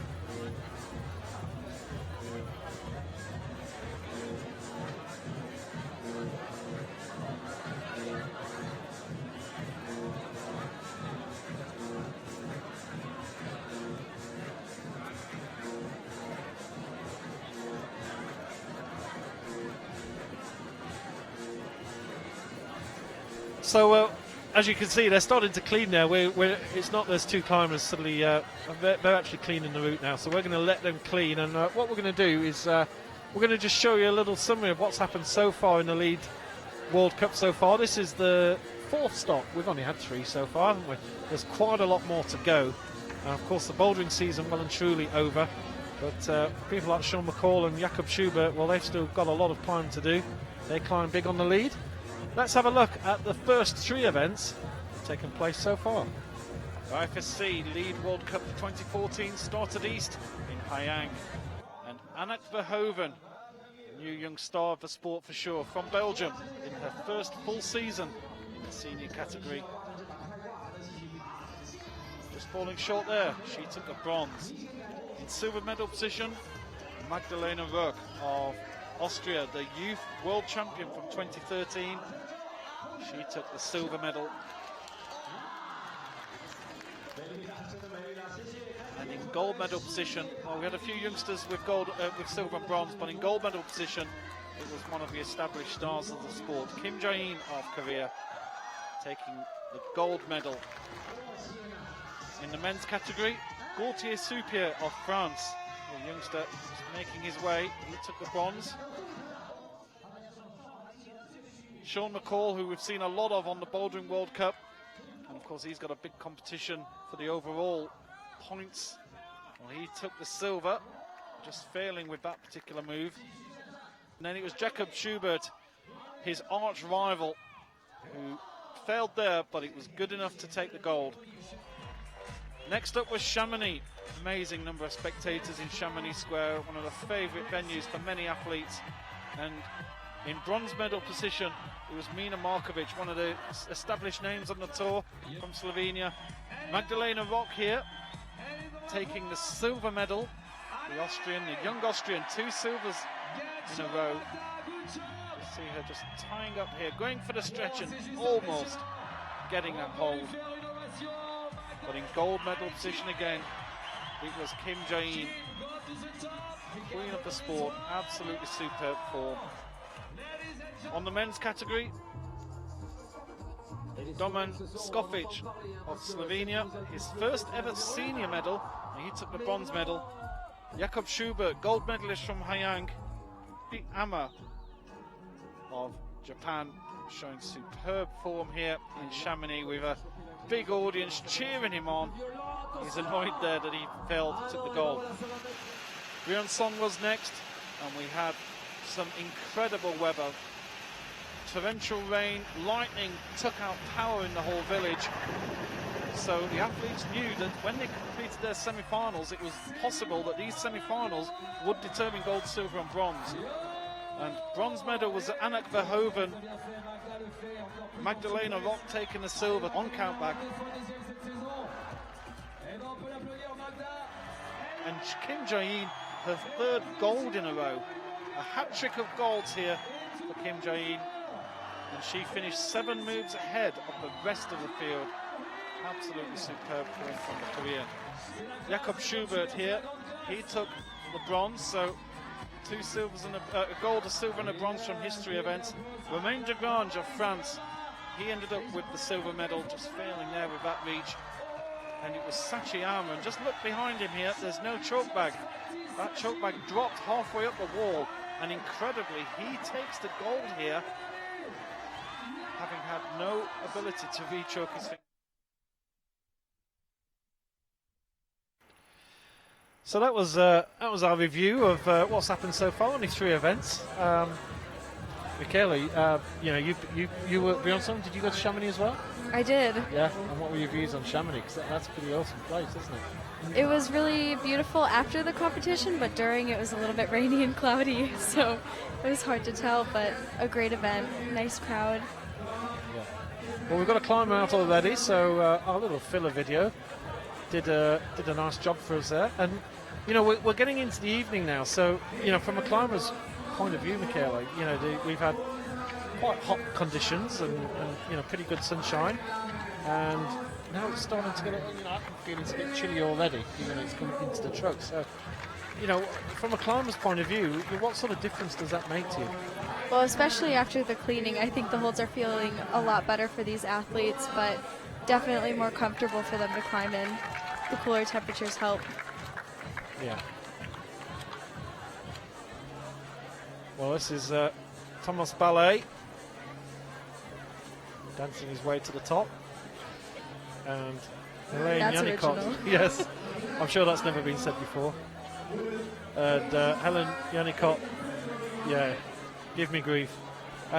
Thomas Ballet was 4th in Chamonix. And again, he's one of those athletes who doesn't like to travel so much. He did the Asia Tour in 2012, but has tended to stick to Briançon, Chamonix, Imst, Valence, and was 4th in Chamonix this year. So it was a very respectable position for him. And you know, I suppose it always helps when you're in front of a home crowd as well, and they're all cheering you on. I remember Miss Mascarenas doing pretty well with 4,000 or 5,000 people in Bell giving her what for.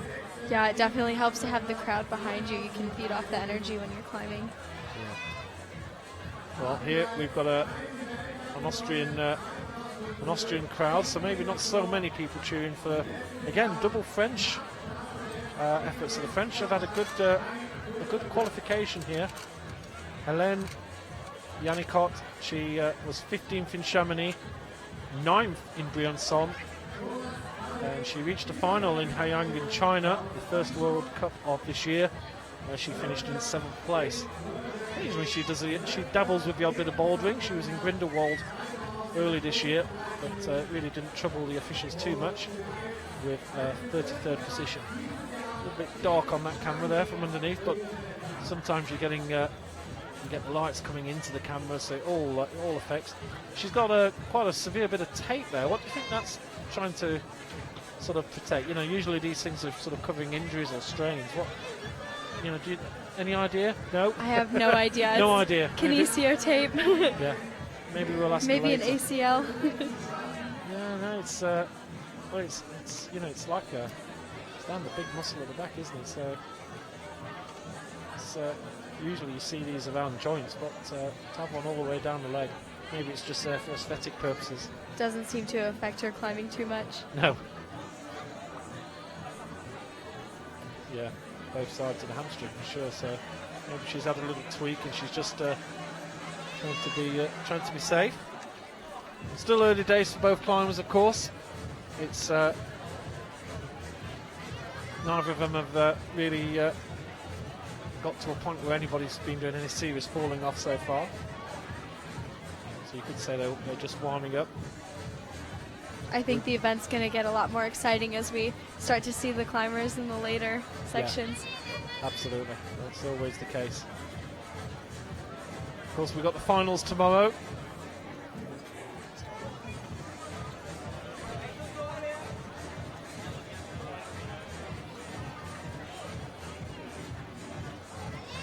Climbing starts at 7:30 local time here in Austria, or 19:30 if you want to go for a 24-hour clock. So we'll be live from around 7 o'clock. And we've got a few events to come. We'll be in Munich in 3 weeks' time for the World Bouldering Championships, which is always a fantastic event. And Munich is always one of the highlight events of the year as well. And we're going to be pretty busy. We go off to Gijón for the World Lead Championships in Spain into September, and then Nomeo for the World Youth Championships down under.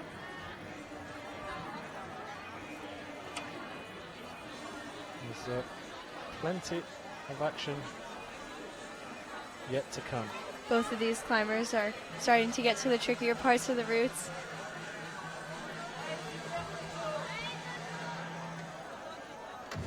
Yeah, absolutely. Yeah, it's Yannickot's.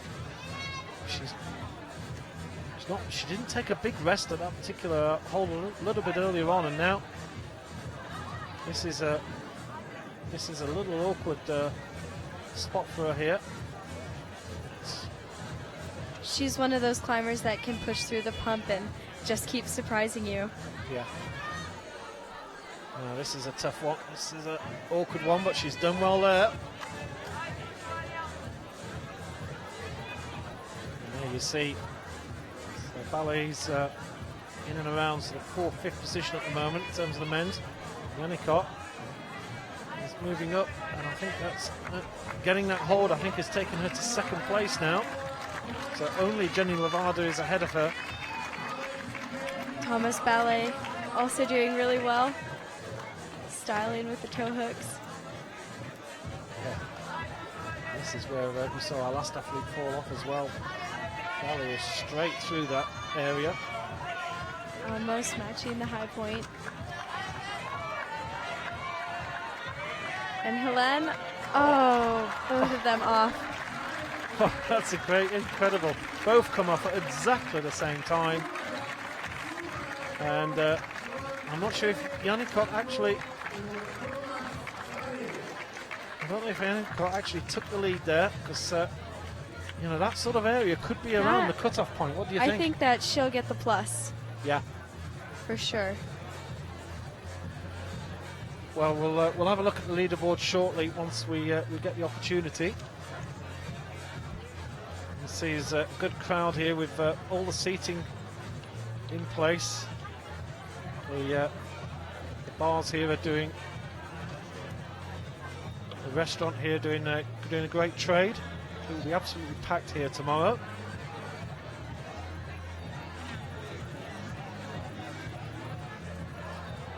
So we're past the halfway point. A few photographers up there. I just noticed in the top right hand corner you can see one of the photographers up there for the duration, getting as many spectacular shots as possible. Well, before our next climbers come out, let's see how we stand on the leaderboard. I'm currently not updated yet, so there we go. So I think Levada still leads, but I'm pretty sure that Yannickot will be in 2nd place there. We will see in due course.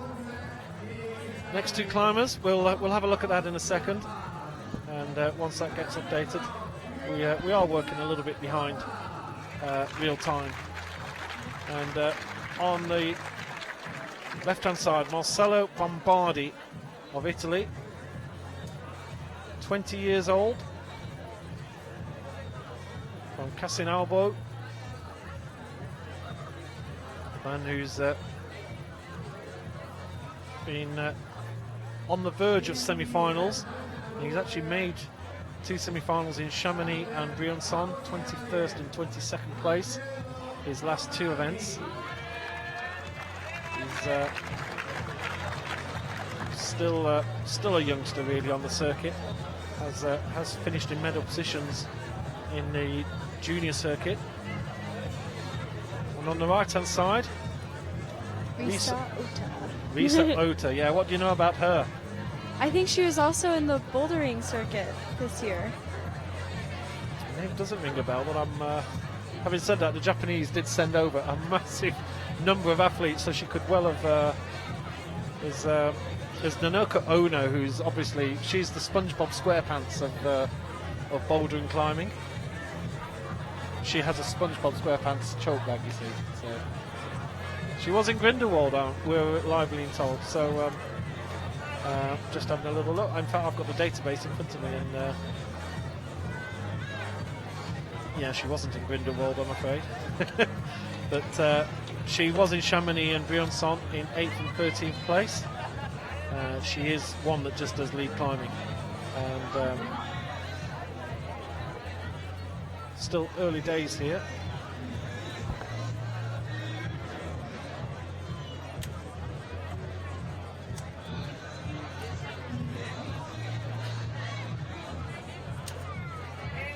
Yeah, it's we just have a little look. This is the ladies. In fact, Yannick took. You said it, Michaela. She got a plus there, so she's taken the lead, 45 plus of Jenny Levada. They are very close. Just look how far down they are. Is that something that a route setter would normally not have? You've got a massive wide open wall there. Why have them so close? Oh, I'm not sure. That's a good question. We'll ask the route setter tomorrow, shall we? Okay, we'll ask him tomorrow. Don't worry. Leave that for me. Here's the men's, and Primozic still leading with about 46 plus. Ballet having moved serenely into second place with 44 plus. It looks like we're getting pretty good separation with the results. Only one tie in both men and women. Absolutely. The route setters must be pretty proud of that. And if you're Kim from Korea, I think you're probably packing your bags to go home already.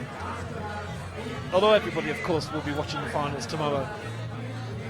Still early days here for both. Of course, all of us online. And time just to check any questions online. It is pretty quiet in the chat room tonight. I don't know what it is. Maybe it's a Friday night, isn't it? People go out and have social lives. I can just see there's a little bit of a debate about Bjornsson going on. Nice to see Calvin Landrus watching. Where are you all from, everybody? If you're watching this live, do tell us where you're from. I know when we were in there, we had people watching from Australia and New Zealand and Korea, and it was so crazy, 1 and 2 o'clock in the morning. So do come and say hi. I know you're probably chatting on the YouTube chat, but the YouTube chat is not one that I'm actually monitoring. It's the hashtag in the bottom right-hand corner of the screen. IFSC WC is the one I'm told that it's the usual. It's the usual droll that you got on the YouTube chat from people asking what climbing is.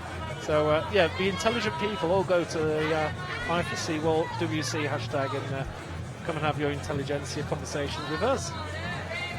Meanwhile, sorry for all those YouTube commenters out there.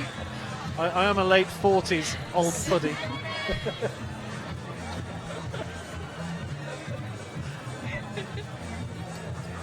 Oh, you've got some Michaela fans on the YouTube chat. Okay, well, obviously there's some very clever people on there, though. Or maybe not.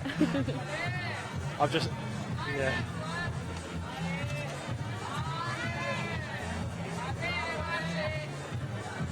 I can even see Graham Alderson is on. Now, how can the IFSC technical delegate be tweeting on the channel? I've got to go and have a word with him. So, Risa Ota, the Japanese have just been producing some incredible climbers over the years.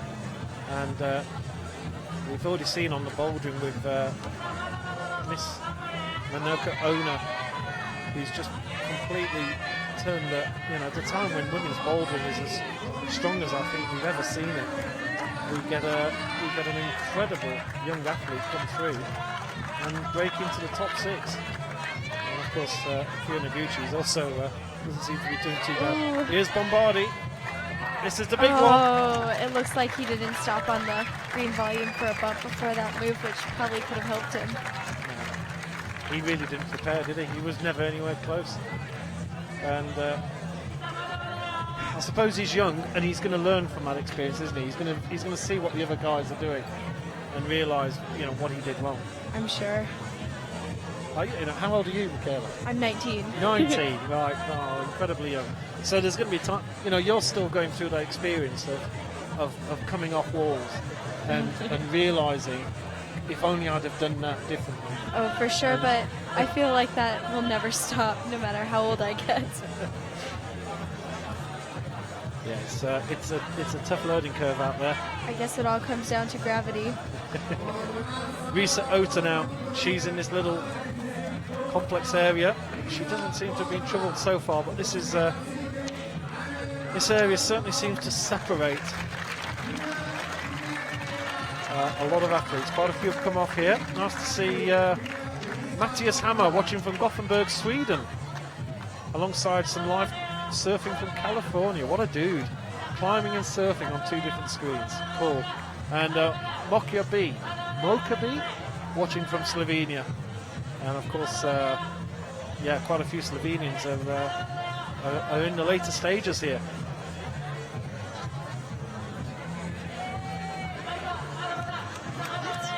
I do apologise for making that comment. It's nice to have a little bit of controversy. Hopefully that'll spark a few people. That's what I was really looking to see, honestly. Lead a revolt. Ashley Scott in sunny England. Yes, I was there this morning. Beautiful place. Oh! Risa Ota tried to reach across with her left hand. Well, she's looking fairly content with herself. But I don't think that's going to make her through to the final, though. It's pretty tough qualifying through to a final, isn't it? Like, qualifications through to semis is bad enough, but then to get down to the final 8. And Magnus Midtbo. He's a man who's been around quite a long time on the Lead World Cup. Strong climber from Norway who's definitely had a presence in the World Cups, but he also has climbed really hard outside. I think his hardest end might be 8C+, which for you US climbers is 514C. He's 25 years old, from Oslo, and he's had a few bronze medals in his time. He was bronze medalist in Kranja, Slovenia, 2012, and also Chamonix in France in 2011. He's been in quite a few finals. Looking down the list, I think there's 10 finals I've counted him in there. This year, he's actually 3 of his best results have actually been this year. Hayang, he finished 10th. Chamonix was 7th. Briançon was 10th. So he's certainly moved up of late, it's fair to say. And here's our next female athlete here on the right hand side, Matilda Beckera.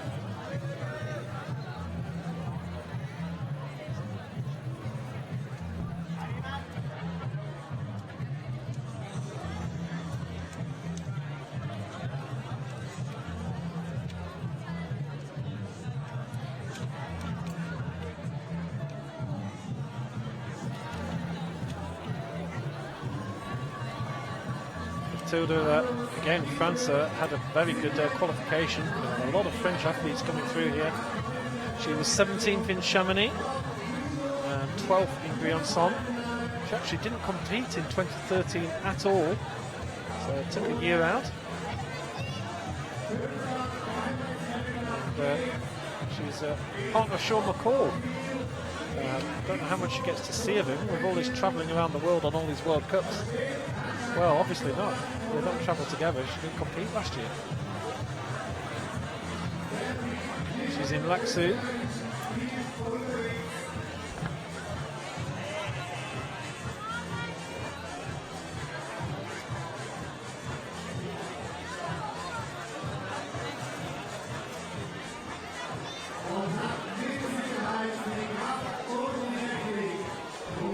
She did the commentary with us in Chamonix earlier on this year, which I haven't actually heard, but I bet she was quite French and very excited about Sean doing so well.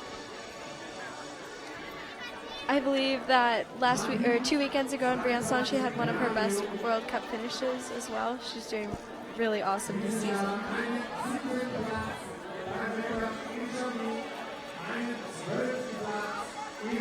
Fourth place in Briançon. Mitbo not hanging around here. He's going to quickly his route. And so far he's not broken into the top 8, but he's not far away now. Already a number of climbers have you see that they're not going to make it through to the final. Still got quite a lot of big names yet to come. Just looking at the ladies category. Evgenia Malamid, Mamoka Oda, Dinara Fakhridinova. Dinara F. I really should read that before I try and say it. Fakhridinova. Right. Katerina Posch, Magdalena Rock, Mina Markovic, Elena Miller, Jessica Fields, Anna Verhoeven, who's been the real find for this year, and Kim Jong-in of Korea. So That's the women's list, the ladies' list to come. And the men's is really impressive as well. Sebastian, Halenki. Magnus looking strong. Yep. Oh.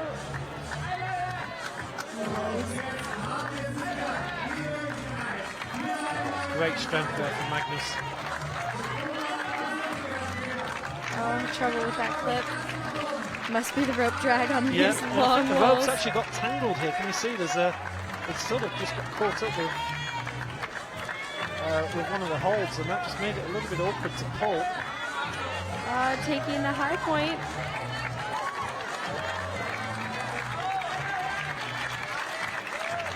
This is good. Still looking. Oh. And what happened there? What happened there, Michaela? Because he just, he got an easy grip of it, and he just seemed to mishold it, as it were. His fingers just slipped. I think he definitely looked tired from all that swinging around with the feet cutting. You think he'd given it up so much that he had nothing left? Oh, I think both of us would agree that he could have gone further, but comp climbing, unforgiving. Yeah. Just looking at the men's is Skofic, De Grange, Ondra, Super, McCall, Pablanc, Gisolfi, and Schubert. And that must be a brother-sister combination of Gisolfi as well. Indeed. So there's another one to our list. So I think we have 4 so far on our list. So here's Becca. Now this is the first major test. So I think when the ladies get to this stretch, this is where they're really going to be tested. And she's taken a bit of a break here. We haven't seen many athletes actually have a break. But Matilda decided to have one, and she's moved on to the next.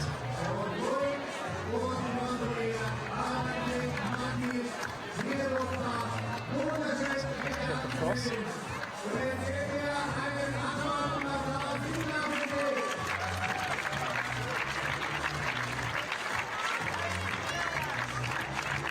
She's looking really strong through this section.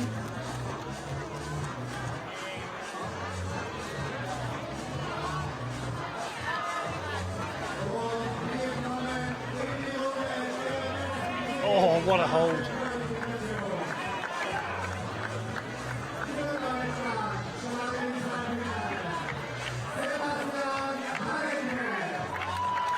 Oh, she's fighting for it.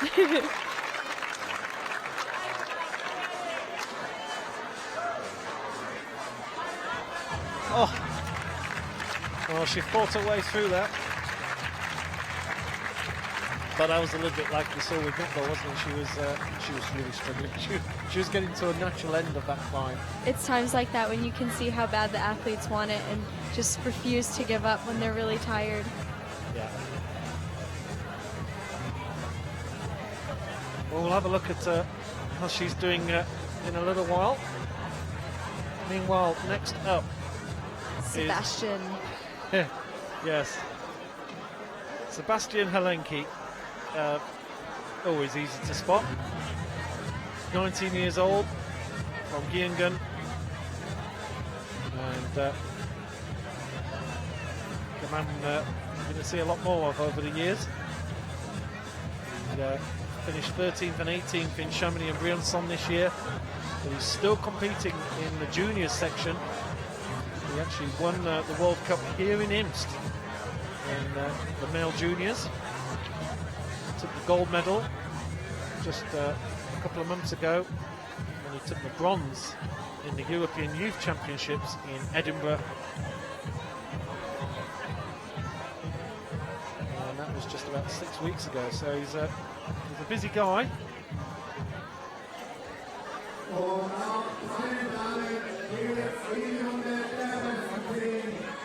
Early days here.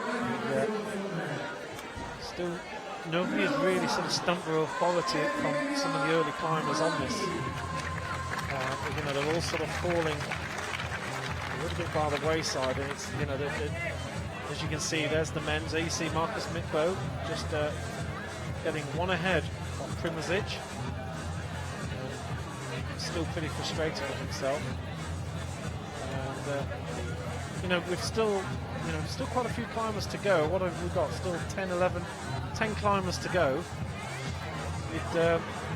You know, if you're Mikbo or if you're Ota from Japan, who overtook Janikot there, you know, you're still not dead sure that you're going to make through to the final, are you? No, for sure.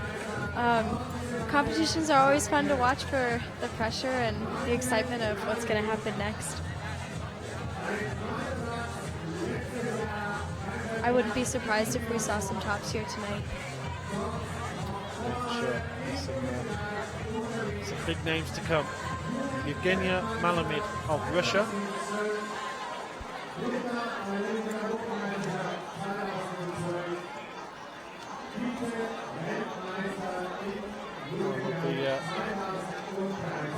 The 27-year-old from Russia, from Voronezh.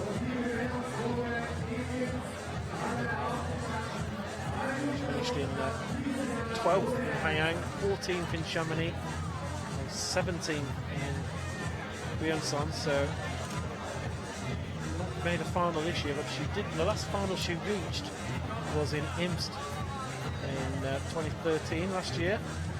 And she made it into 6th place. So she likes this wall. In fact, in 2012. She actually achieved 4th place here, so she's reached a 4th and a 6th. So she's going to be an outside bet for actually getting into the final here. And Helenki's he's firing all guns blazing, isn't he? He's up in this little difficult area now. This is the area where we see really sort of differentiates between the men and the boys, doesn't it? That's an easy hold there, you can see. There's lots of nice places to grab onto. Not sure it's easy. well, not easy, but relatively easy perhaps. And he's gone back to that again, just to have a little rest. Relatively easy if you're a male World Cup climber, maybe. So this is an awkward spot here. We've seen a few come down at this particular point. I think he's doing a wise thing. He's just taking his time, taking care on each hole. Have a little rest here. That's an unusual place to rest. He's got a really solid heel hook on the seafoam green volume. Oh, nice. Very nice indeed. Looking really strong. Yep. And as you say, he looks as if he's got more left in him. And confident. Oh, very good indeed. Now, we haven't seen this area before. And Sebastian Helenki. Oh, he's still got more to give, surely. Yeah, he just shrugs his shoulders a little bit. And, well, we might see him in the final with that move, because I think he's just taken the lead. And he only needs, he's certainly got a good upper body strength. This guy, he works out a little bit, doesn't he? Yevgenia Malamid now of Russia. She's still got a little way to go. Now this is a place we've seen quite a lot of. You know, she's just taking a break here. We've seen this quite a lot with female athletes. Just taking it easy. Why would she have 2 watches on? I want to ask. One could be a stopwatch, do you think?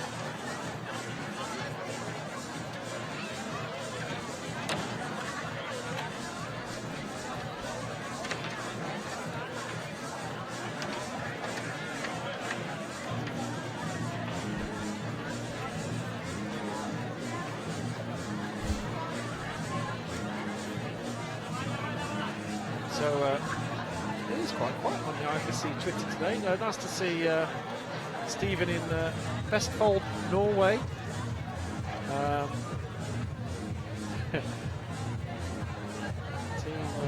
Okay, there's a bit of a debate about some athletes in there. And hi to Edward Pam shouting out to Nadia, your climbing partner. There you go. These are the best climbers in the world. Nice comment, kid. Yeah. We should go to YouTube. Yeah, that's probably right. So Yevgenia, you have to smile. She's easily. She's looking comfortable, but she's taken a lot of time here, isn't she? And you know, there is a thought with the you know, with lead climbing that if you are quite slow, it is going to hurt you. And, you know, it's going to, those fingers and arms are going to be hurting a lot more if you take the time going there. You should be getting up, like we saw it with Malenki. You know, he shot it there, isn't it? I think a lot of it can be just the climber style, you know. We have Delaney Miller from the US, who's perhaps the slowest climber I've ever seen, but you can't deny her strength. She's an incredible athlete, and here she is in the second semi-final of these last 2 World Cups. Yeah. She's yet to come as well. On the left-hand side, Karchiro Kawanaga of Japan. And this is actually only his 3rd ever senior World Cup event. In fact, he's only ever competed in 4 youth events as well. So he doesn't climb a lot, and this is his first event at senior level outside of Asia. So welcome to Europe.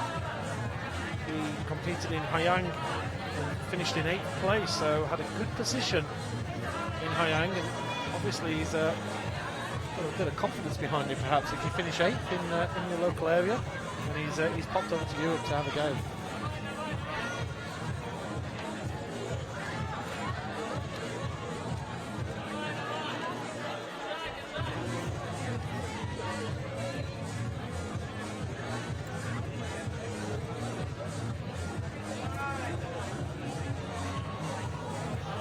Yevgenia Malamid here. Now she's on these larger volumes.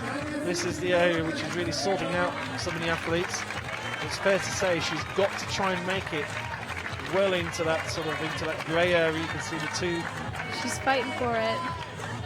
See the 2 triangular grey holds there, which she's got to try and be getting into that area to qualify for the final. She has been finalist here for the last 2 years.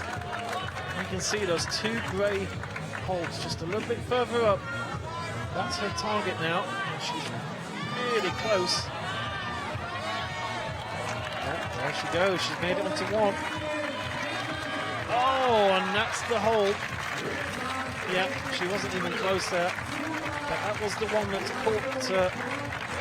caught our Japanese athlete earlier.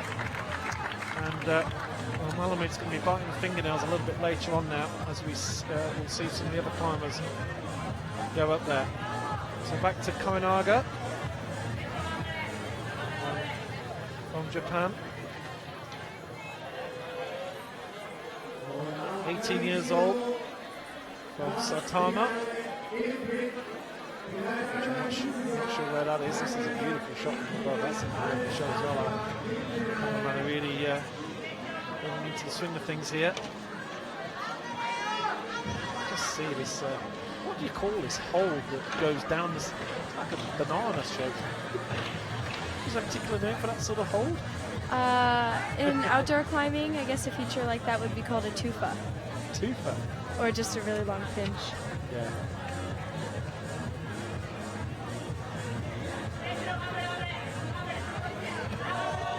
Just struggling there. Doesn't have a lot of height. Can't reach the second banana. No. Yeah, we'll call it banana. I prefer banana. He's going to have to jump here. Oh, beautiful. What a hold. Oh, man. How can he do that? That is incredible. Beautiful work there. That's tremendous. And that's one of the holds that we're talking about, shorter climbers, where, you know, he's had to really put a big effort in on that one. Yeah, but clearly didn't thwart him. He's still in the running. Yeah, and he's got another good grip there. Fighting all the way. This is beautiful. Good strength as well. Not for an 18-year-old, is it? And this this is where we get into the little awkward area.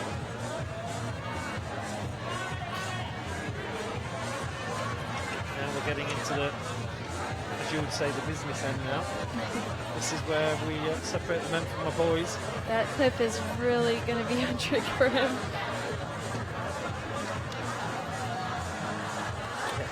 Well done, nicely done.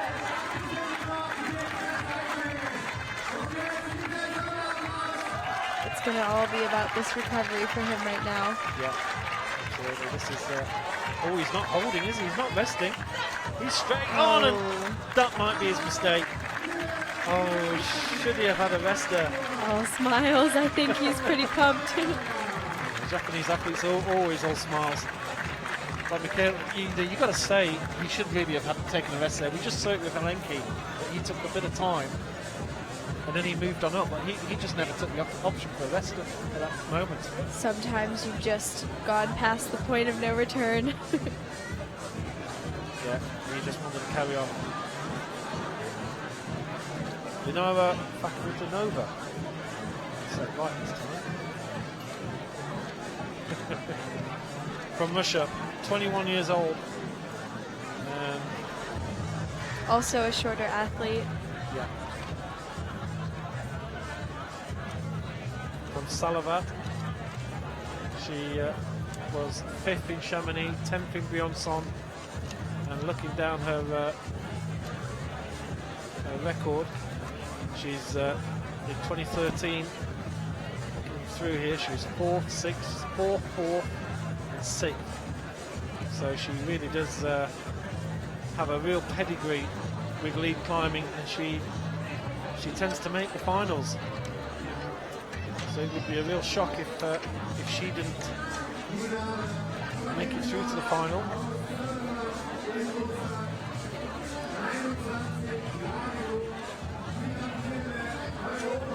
Still 7 more climbers to go.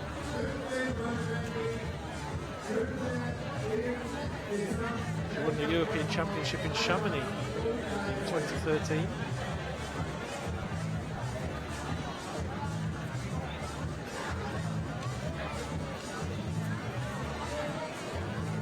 Because the European Championships alternate with the World Championships every 2 years. Which I suppose for American and Asian climbers it's a good, because the Europeans get 2 major, an major event every year, and you guys, you don't compete. Do you have some sort of, do you have like a North American or? In the recent years, we've had Pan American Championships where we, compete with South America as well, and this year we have one in Mexico this fall. Domen Skofic, Slovenia. Is on the wall.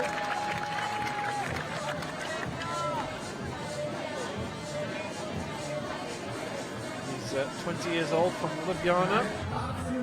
He's the second Slovenian athlete from Ljubljana, and he's bronze medalist in Chamonix this year.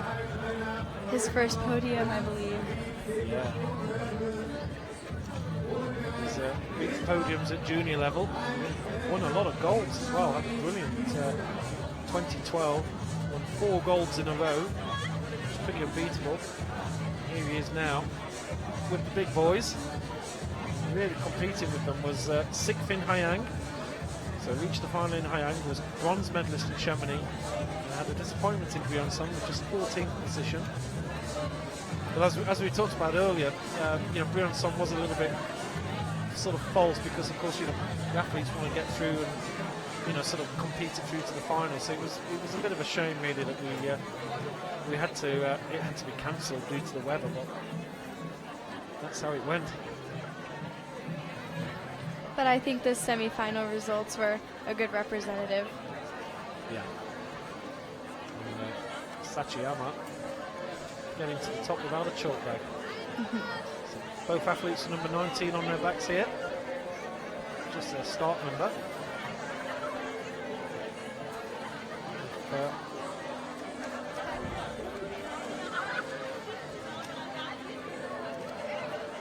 Still yet to get to the crucial points of both climbs.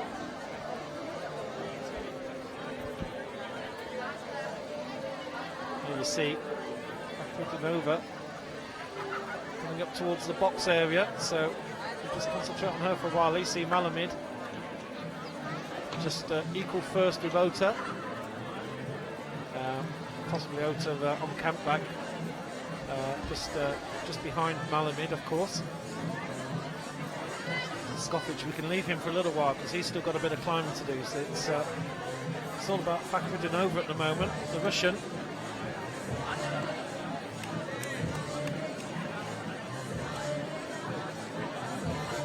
And this will be interesting because she's one of the real top athletes on the tour, and it'll be really interesting to see how she just gets through this. We've seen quite a few fall at this area already. She's moved off that first volume onto the second volume without even having a rest. A lot of people took a rest on the first volume. She looks really comfortable on this route right now.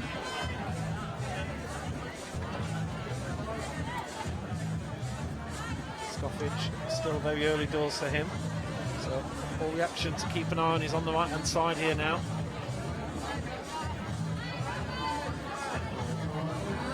An awkward one for her. This hold is not easy. Left arm up. It's a little shake.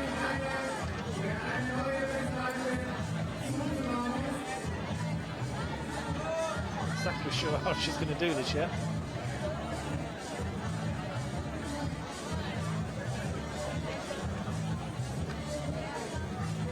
Just struggling a bit here, isn't she? She's just trying to find a good position where she can get this reach. This girl's got some fight in her. Oh dear. Just a little short. And she knew that was an awkward point for her. She knew that was a difficult reach, and that's going to put her out of the final.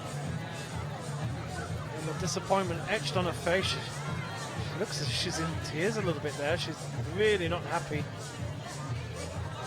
But you could see that the way that she was having 4 or 5 sort of holds, and she went back and she re-choked. You could see that she knew that was going to be a big moment for her, that reach, and she didn't feel comfortable with it, did she? No, it looked like she couldn't stay in the rhythm with that part of the climb, and unfortunately for her, she missed the hold. And I think most of us would agree that she could have done really well. Yeah. Now I think there'll be a few people secretly rubbing their hands who are a bit lower down the field, because Fakhrudinova will almost certainly have not made the final. She'll probably be on the top 8 at the moment, but there's still some real class to come. 7 athletes to come. As we look at Domin Skofic, the bronze medalist from Chamonix. And he's in this little tricky area, which has caught quite a few people out. And we saw it literally in the last climb as well with our Japanese athlete Koranaga. He decided not to take a rest here, and he just carried straight on. Well, Skofic, wisely, just takes his time. Yeah. And maybe this is just a bit of an experiencing, isn't it? Skofic has climbed a lot. He's been on many events, and he's just taking the opportunity for a little break here. I think he knows that the head wall is going to be quite a sprint to the top. Yeah. Makes it to the next one. This is a good point. Fighting the way here. This is good. Needs to just pump that one through. Now we're moving on to a new level. So Skofic here. We've not seen anybody up this area so far. So we have a new leader. No, he's a couple moves from the high point. Is it? Oh, the 2 reds. Apologies.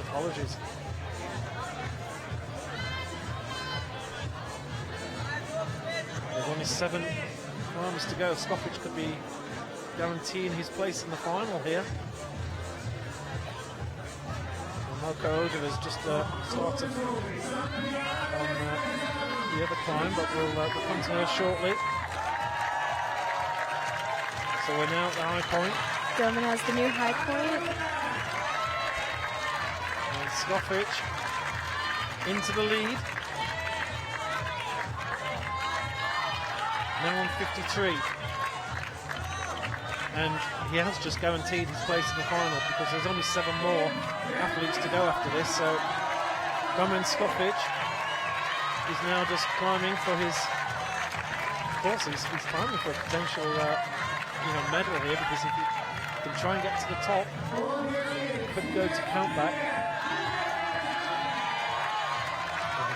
Don't know what the weather forecast is today. Don't say that, you don't want to hear that. But Skofic, actually a lovely little foot. If there were style points, you would get them. That's a classic little move there. Oh, just fell short of the top. But he knows he's done well, and the crowd are giving him a big round of applause there. He's acknowledged them. Surely he knows that's put him through to the final. And Skofic leads. Well done. On the right hand side, Momoka Oda of Japan.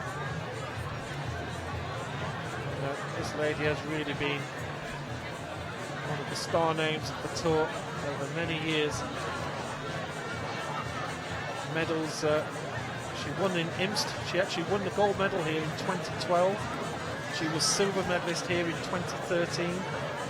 And since then she won a bronze in Purs, a bronze in Perm, a bronze in Mokpo in Korea. She was 5th in Rujiang, bronze medal in Valence 2013, a gold medal in Konya 2013. And so she's quite decorated, you could say. Actually, this year's not been so good for her. She was 11th in Hayang, 11th in Chamonix, and 5th place in Briançon. So this year's not been as good. She actually did a bit of bouldering as well at one stage with Innsbruck and Grindelwald in 2014. And she's a pretty decent boulder, 10th in both those events. Bouldering in Baku was 8th, Chongqing was 10th. So she's one of these girls who's very busy with bouldering and lead. She's pretty good at both. She's only 20, so you just hate her. No, she's inspiring. She's incredible, yeah.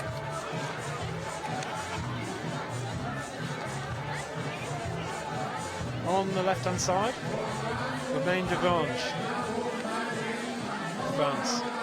France have certainly had a very good World Cup here. We've seen a lot of French athletes through to the semi-final.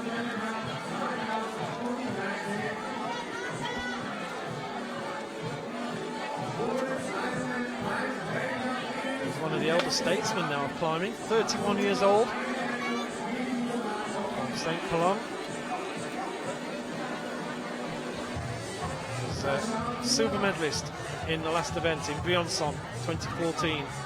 He was actually 5th in Chamonix and 4th in Hayang, so he's certainly one of the form athletes on the tour. And looking down his performances, his last 10 performances, he's not been outside the final, going back to Imst last year. So Imst he made the final and finished in 8th. Purs he was 4th, Perm he was 5th, Mokpo 5th, Wujiang 4th, Valence 5th, Konya 7th, and then Hayang, Chamonix and Briançon was 4th, 5th and 2nd the silver medal. So he's been in a lot of finals, never podium except for Briançon. So maybe that will just break the mold a little bit. He did win the European Championship in Chamonix last year as well. So he is the reigning European champion. And Momoka Oda is away. Oh, she can't believe it. She's looking up to see what happened there. That is a shock. She will not make the final. And yeah, you can see the disappointment on her. She, did you see, Michaela, what happened there? I was paying attention to Roman. Well, it's unfortunately we don't have replay facility at the moment. We're hoping to get this sorted tomorrow. If you only joined late, we obviously we got struck by lightning a few weeks ago in Briançon, and we're just trying to get the best we can to get these pictures out. But for today, we don't have a replay facility. We're hoping to have that sorted for tomorrow. One of our technicians here has a very bright idea, but Momoka Oda, she's not a smiling Japanese lady. We say that Japanese people do like to smile and wave, but she's not happy. Meanwhile, Maman Dragrange is just having a little rest on one of those banana holds. It's yellow. We've got to call it banana hold, haven't we? We're just having a little look at the replay actually on the YouTube channel, because you can look on the YouTube channel. Oh, she lost her balance, didn't she? Tell us, Michaela. It looks like her foot popped and she just couldn't quite hold the next hold. Of course, you're able to watch. You have the advantage of being able to watch on the YouTube channel, which we just did here as well. So we just watched how Momoka Oda met her destiny. And Renee Lagrange here, having seen Scoffage qualify for the final. I just wonder if these next 7 guys are just going to do the same.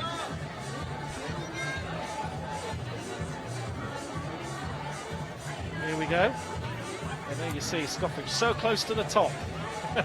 He was 1 reach away, 59 plus. And he is through. So Halenki is going to be currently sweating a little bit. So he'll be sat back watching. And he'll know the position. There'll be a coach or a friend will have told him what's happening, and he'll know that he just needs one of these next 7 athletes to have a bit of a problem, but then he's through. Katarina Posch of Austria just joining on the right.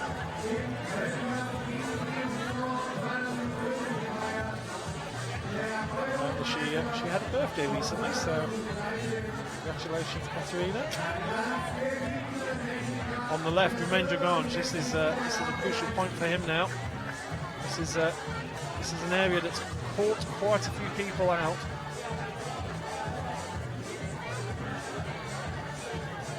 Just has a little break there. Again, this is a feature you do see with the top athletes. You know, they're happy sometimes to go backwards if they realise that they're not in a good place. They're just happy to pop back a little bit, have a rest, and then carry on. You take all the rest you can get. Yeah. And you see Romain Dragrange here, we've identified that hold is a good hold to give you a nice little break. And Romain Dragrange has decided he's going to use that and just take 10 seconds. And now he's off again.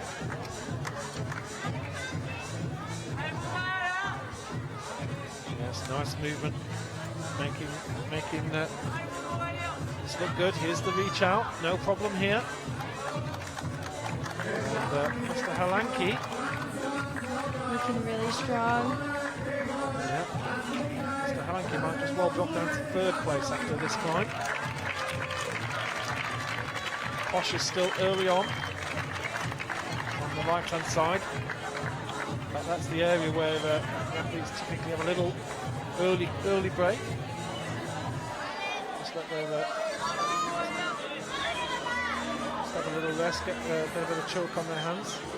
And Katerina is doing exactly that.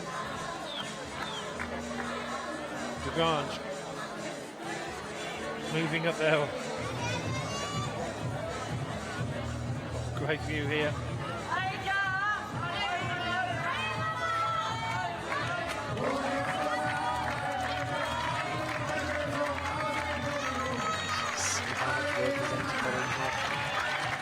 Not far from the top now. Just one big reach.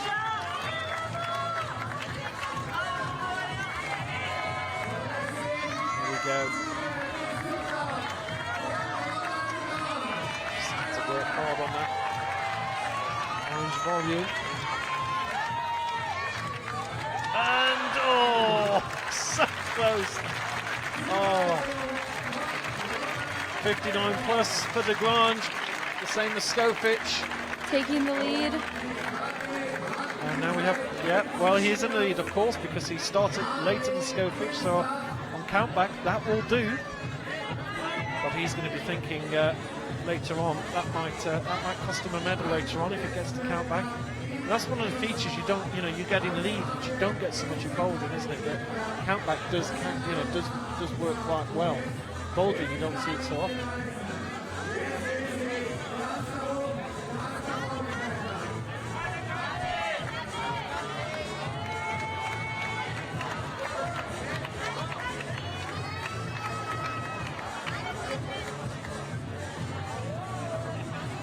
Michaela? I think that the setters try their best to not let it come back to countbacks and like good separation right in front of them in the semi-final round and also in the final. You make a great politician. Good answer. Means you've got Graham Alderson who's breathing over your shoulder right now. So here's Katarina Posch here. Now that's where Oda went.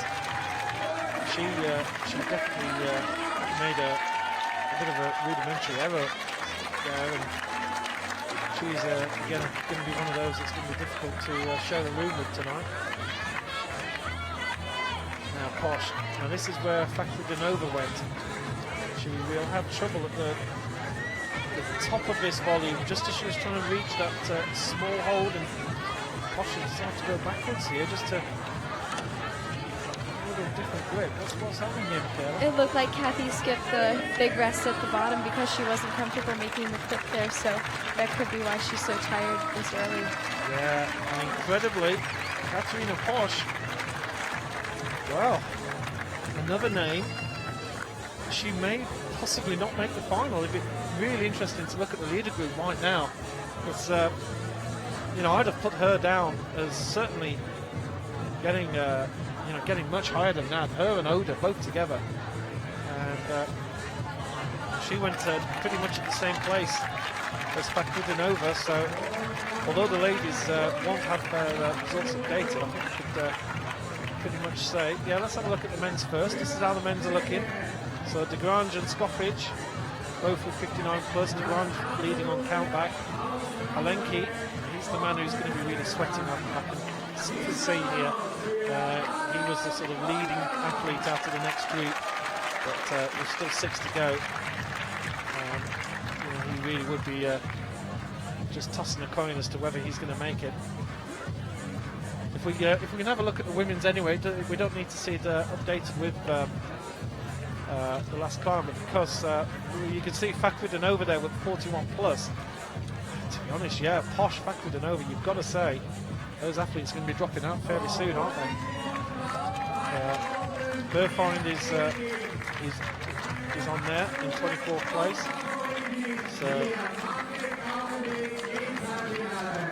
So Janikot, Ota, Malamid come to the top 3. And here we go. The unmistakable Mr. Adam Ondra from the Czech Republic on the left-hand side. And on the right side, from Austria, it's Magdalena Rock. And well, Adam Ondra certainly, I remember talking to him 3 or 4 years ago when he was just really fresh kid on the scene, and really, I think, shaking quite a few people up with his ability to boulder and lead climb. He does a bit of everything. And 21 years old. And where do you stand on Mr. Adam Ondra? He's got an incredible record for outdoor climbing, hasn't he? Yeah, arguably he is the best outdoor climber in the world right now, up there with Alex Magos, who's a young German climber. But as far as the World Cup circuit goes, he's yet to prove that he's the best competition climber out there.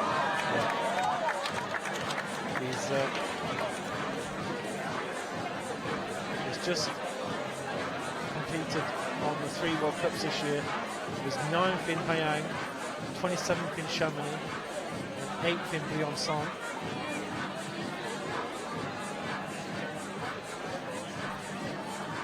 And Magdalena has sure made a name for herself on the World Cup circuit, and I believe she's only 20 years old.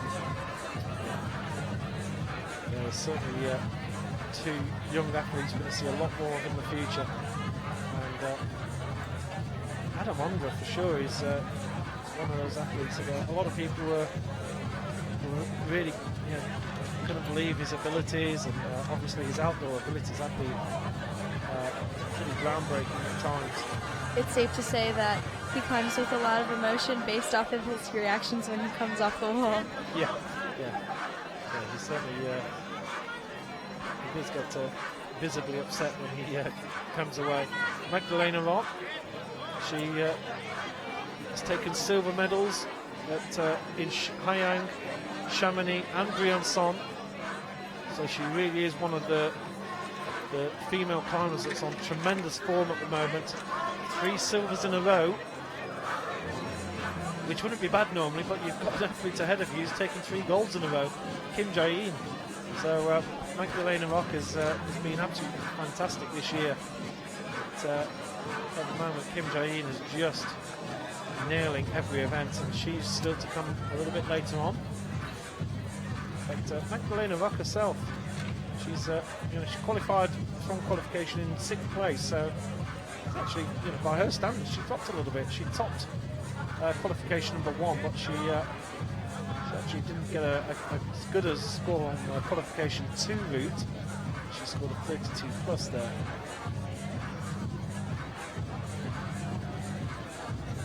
I wouldn't count her out yet for this competition. Yeah, absolutely. And she'll be very aware that there's a bit of work to do further up this wall. This is the, as you said earlier, this is the business end. This is where it all Andra took a silver medal in Innsbruck, in the bouldering event in Innsbruck, which is the only event he actually competed in this year on bouldering side of things. So he is one of those athletes who's very happy to do bouldering and lead, but I think his commitments mean that he doesn't enter so many of the events, and he actually only entered 2 events in 2013, one in Valence, which he won, and in Konya, where he got a silver medal.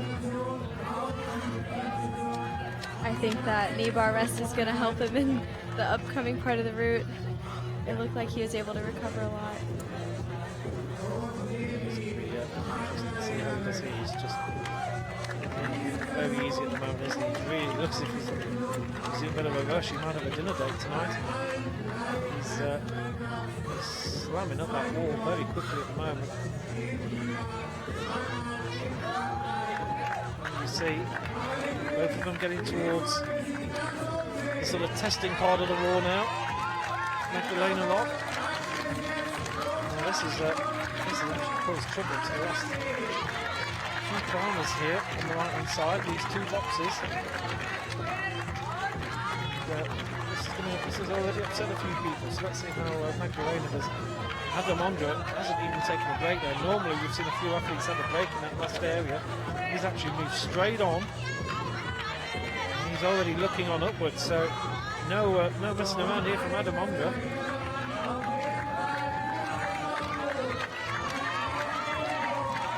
I think one of the unique things about his climbing style is how aggressively he goes for it. If he's going to rest, he really rests, but as soon as he's moving, he doesn't stop. Holds on there, swings the legs out.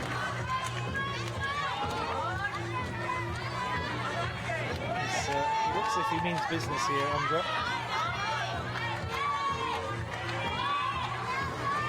Magdalena Rock, meanwhile, Ondra's away!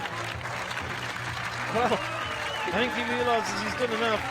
He's certainly qualified for the final, but he's just lost. I wouldn't mind seeing that one again. But meanwhile, Magdalena Rock, we were all watching under. Magdalena Rock has made it through that awkward area, and she's now into the next zone. So Magdalena Rock could well be guaranteeing her spot in the final right now. This is where we've seen Nevada. I think Magdalena's taking the new high point. Looks really solid as she works towards the top. Yeah, this is good. This is really good. Not many holds to go.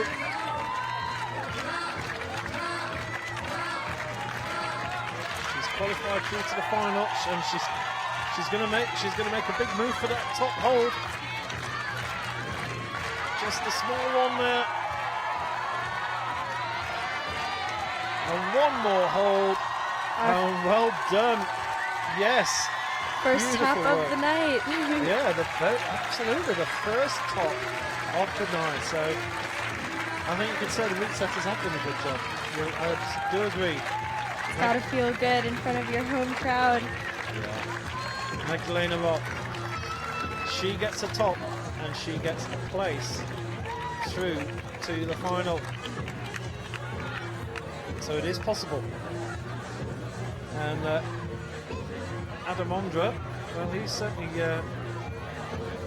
would have been a little bit surprised. I was sure we were going to see a top from Adam there, but he just seemed to just lose a hold, just unexpectedly, really. Because I don't think he thought he was in trouble. He just reached out, missed it, and he was gone. Couldn't quite hold on. Yeah. So, not many to go now. We're into the final 5. Gaultier Super, our France, 23 years old, from Colmar. And another one of these athletes who's no stranger to the podium. He took the bronze medal in Haiyang in China this year. Was 18th in Chamonix and was 5th in Briançon. And has been in many finals in previous years as well. So he's been around a lot, this man. The top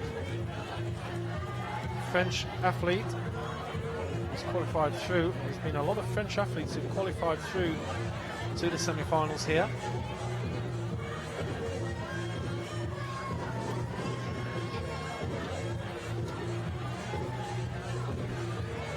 I think, yeah, did he just yawn there? Maybe he's so relaxed. He's very laid back. Yeah, he's hardly pumped. And on the right hand side, Mina Markovic of Slovenia. Very talented athlete indeed. 26 years old, born in Maribor. 3 results so far this year. Was 5th in Haiyang in China. Was bronze medalist in Chamonix. Took 6th place in Briançon.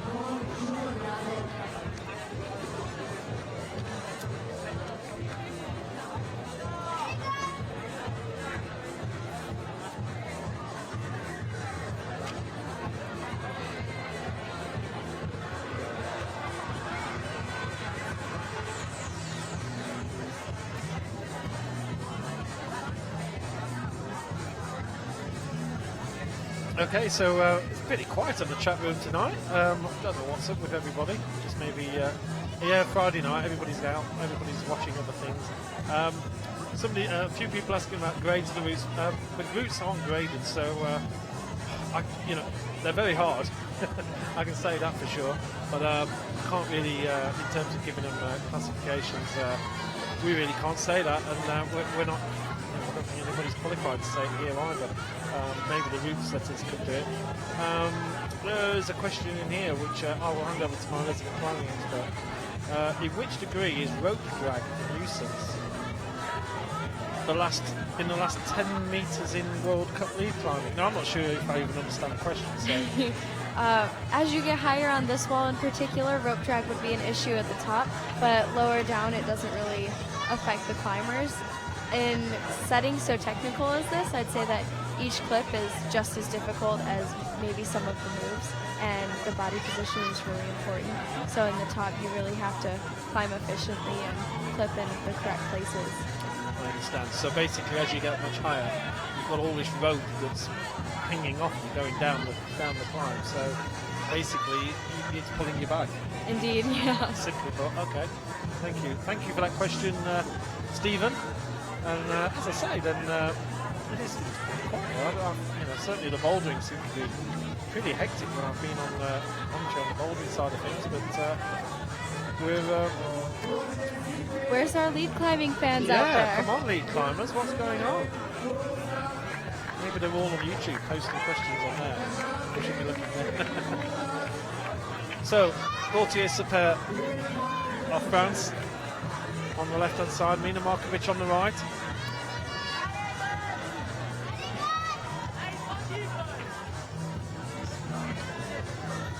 Super is he's got through that little area, so now he's coming towards these two circular volumes.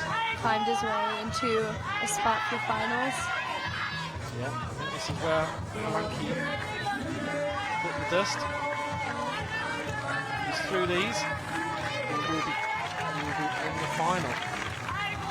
Yeah, and so I think Mr. Halanki is still waiting for one of our top athletes to fail. And unfortunately, that might be a forlorn hope for him because everybody at the moment is just getting through these. Well, Super goes.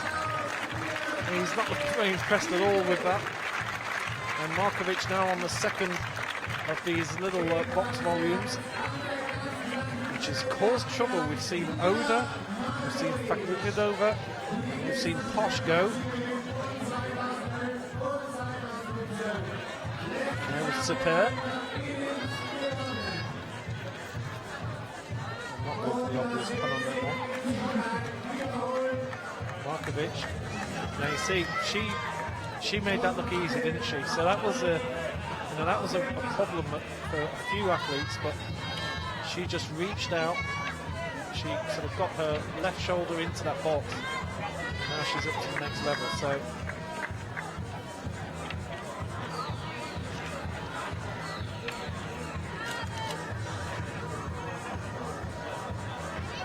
a little rest here for Markovic.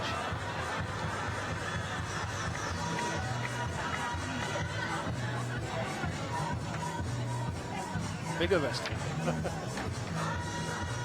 So she's just looking up ahead and seeing what's coming. Of course, we have a very flat view here, but we don't get a good view at all. There's the sort of the underhang at all.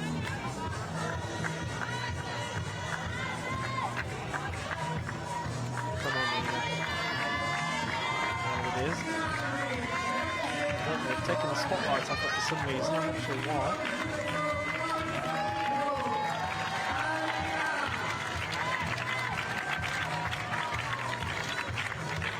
It's looking good. The spotlight is there, we've just increased it so concentrating so much light on her. Markovic. She's moving up. I think she's in second place here. Question is, will she top? We've just seen Magdalena Rock get to the top.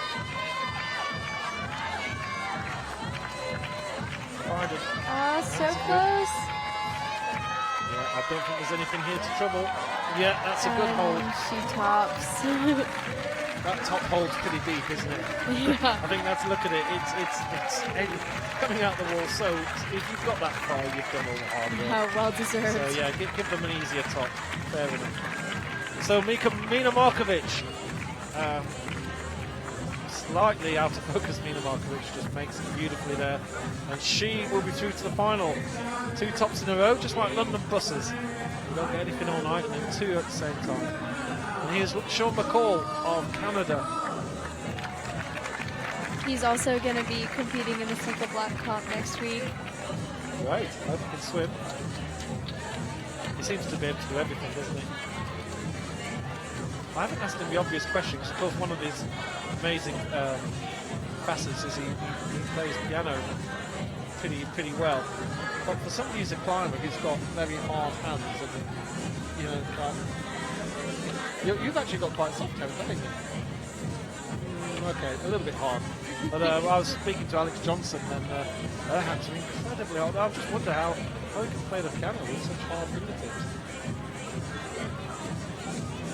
here's Sean McCall. He's him and Jakob Schubert fighting for that overall World Cup ranking position. And Sean is pretty much a full-time climber of the IFSC World Cup, to be honest. He competes in all the events.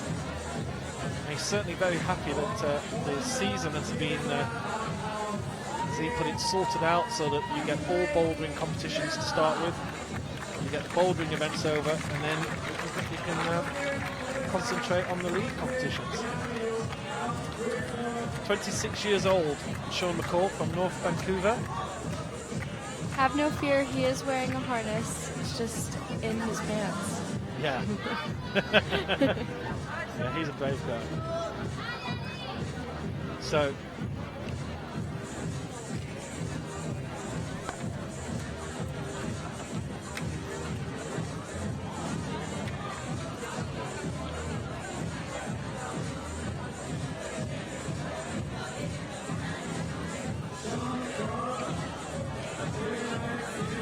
it's on the right hand side. Oh, you're interested in this one, Delaney Miller. Yep, she's a 19-year-old from Texas, our current national champion in the U.S. She timed out on her second qualifying route, but hopefully we'll speed it up to get to the top of this semi-final. Didn't do too badly because she's qualified in 4th place. And only 19 years old, so you'll have been fighting against her many times, I'm sure, on the wall. She competed in the bouldering as well over in Vale, and she made the semi-finals there. She was in 19th place overall in Vale. Just competed in Beyonce this year in lead and was in 16th place there. So I suppose this is the trouble, isn't it? That it costs a lot of money to travel and stay in Europe. So if you're going to come over, you're going to pick and choose your events carefully. Yeah, for sure. And Delaney decided that it would be better to do multiple World Cups rather than just the World Championship. Plenty of time for a World Championship in the future, for sure.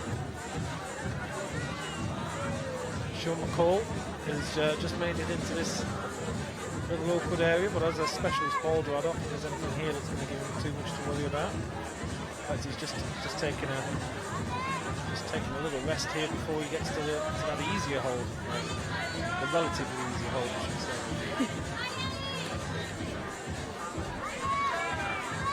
Miller just taking her time. She's on some of the lower ones at the moment, so nothing to worry about for her. So I think fair to say, concentrate a little bit more on Sean McCall here. Can he get the first male top? Yeah. Notice Sean competed in the speed event in Chamonix, finished 31st. So he'll have collected a few ranking points on the event. He was ninth in the lead. So one of those who does everything really. Does a bit of lead, bit of speed, just to grab a few points here and there. In fact, we talked about it. If you look up on the YouTube videos on the IFSC channel, we did a little interview with Sean McCall, and we did talk a little bit about some of his speed work. Whoa, skipping a sequence. Maybe not.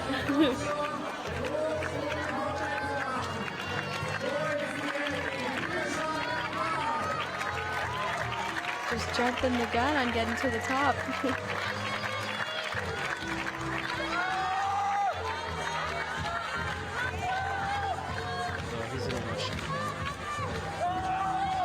I think this is where Mr. Onder went. In fact, McCall goes as well. Well, he's cool about it. I think he knows he's made it through. But look at those pants. Yeah. Interesting start. But yeah, the same place where Adam Onder went. Sean McCall's a little bit disappointed with himself, but he's showboating a bit for his fans. We'll see you tomorrow, Sean. Well done. Delaney's still moving along here on the women's route. Yeah, now we can concentrate more on Delaney Miller here.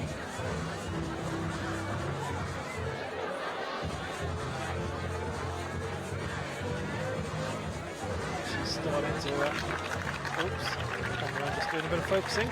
Right, here we go. So, these little, there's 2 little volumes. They've caught some pretty experienced people out. It looks like she's keeping her pace up pretty well, which I'm sure that her coach back home, who I know is watching, would be really excited to see. Well, this area is caught out Fakultanova, Oda and Posh. There's 3 big names there that you would expect to be in the final. They're not going to make the final because of this area. So Delaney Miller can get through here and move on. She's every chance of making the final. I think certainly in the women's competition, this is a really good opportunity for Delaney to make a final here. And she just get through this. She's been working really hard and training on her power, so we'll see if it all pays off.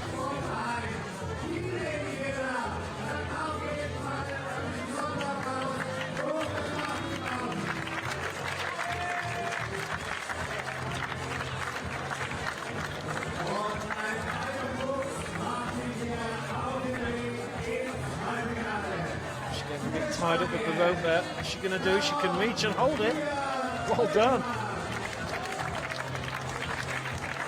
I wouldn't underestimate the strength of this young lady. Yeah. That was good because she got herself in a bit of awkwardness there. Meanwhile, on the left-hand side, there's a few people on the chat room I can see waiting for him. Ramon Julian Pablanc of Spain. And this man, 32 years old, has been there, he's done it all. Delaney moving on up, I think. Well, she's in the area, she could, I'm not sure, but she may have just made the final here. It's here or thereabouts. Can she just get the next hold? I think that's that silver triangle's got her place, but she's still going. Doing our country proud. Yeah, she's in. Just had it confirmed she's going to make it through to the final, so we're going to see an American in the final. Currently in 3rd place, so just the 2 athletes who topped ahead of her. And it doesn't really matter what happens here now, she's done it. Well done, Delaney Miller. 19 years old. You're through to the final. As her roommate, I guess this means I have an early bedtime tonight. No partying in it. I don't think there's much to do in Imst, to be honest, but no partying in Imst tonight. There is a lot to do in Imst, right? Okay. Oh, definitely. Right, I'll be going to the wrong places. Oh, look at that face. She's just been told you're in the final. And, yeah, she's happy. So that's a smile. Yeah, so here's our multiple world champion, Ramon Julian Pablanc. He's really been one of the star athletes in the IFSC World Cup for many years. Looking at his history, it's just littered with gold medals. And you can see, those where Ondra and McCall went off, both of a 53 plus. Ondra was a 54 plus. McCall and Super went out. So with Ondra, with Pablanc, 2 more athletes to go. Super is in the final, and Palenki is the one that's sweating because with Pablanc and 2 more athletes, means 3 athletes could drop off the bottom of that list. So our red-headed Mohican may just miss out.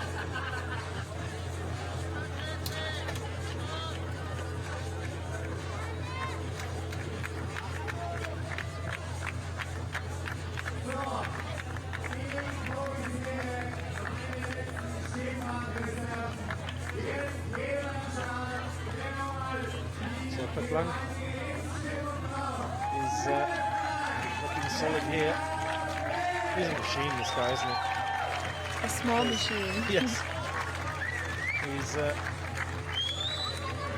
seen a few moves from him in past years where he's just, if you showboating climb, and he's one who he can showboat just to show how strong he is. And this is just a normal day in the office for him. He's taking his time, he's re-chalking all the time. And as you say, he's one of those smaller athletes. So here you go. This is your man. Smaller athletes can do really well here, but it's he's done it over many years. He's 32 years old, so he's been climbing for 16 years. Yeah, and he's been on top all that time. He has the strength to make up for the height for sure, and he climbs really well, which is a very important thing in the sport, especially in lead climbing when you do only get one chance. Yeah. He just to give. This is quite. Looking on his record, he took a gold before the IFSC was even formed in the UIAA World Cup in Kranja, Slovenia, 2002. So that's a little while ago. I guess you were 7. I was still old, but he was taking golds 12 years ago at this level, and here he is now. So all that experience under him. He took multiple golds in 2003, and then I just won't bore you with the rest of it, but assume that he took lots of golds. And of course he's taken the World Championships in the past as well, so he really has been one of the most decorated athletes in climbing history. Here he is again. He's on the road. The number one.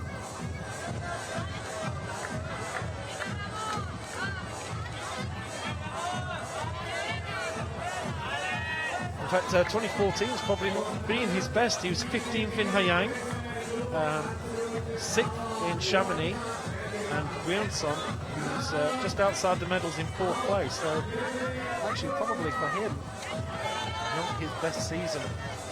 Time for some redemption. Yeah, it's payback time. Jessica Pils on the left-hand side from Austria. She was in 3rd place coming into this event.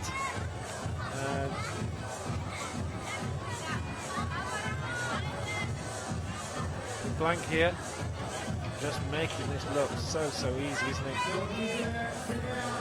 Hills finished 10th in Chamonix.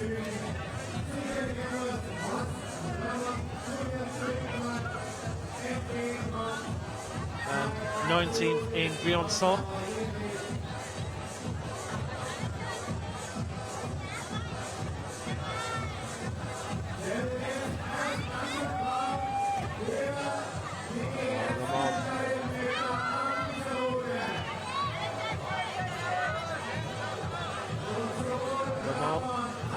Looking good here.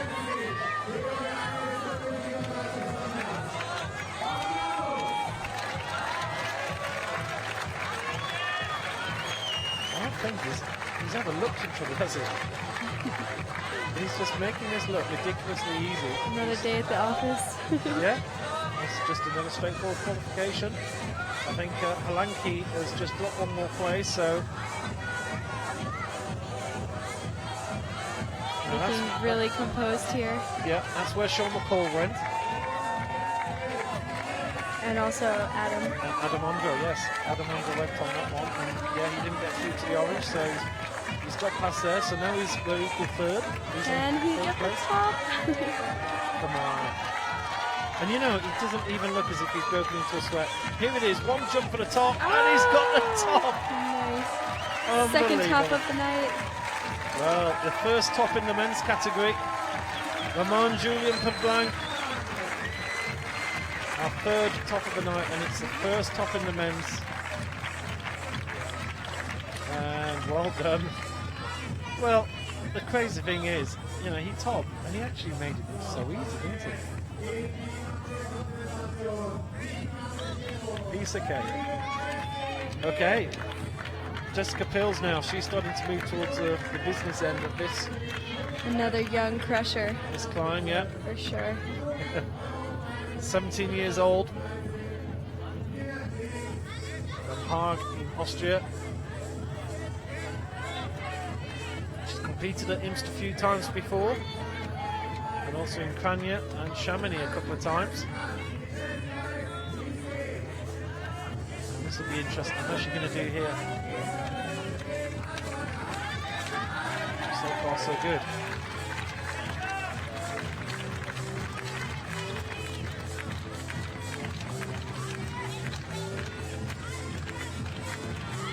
Hold there.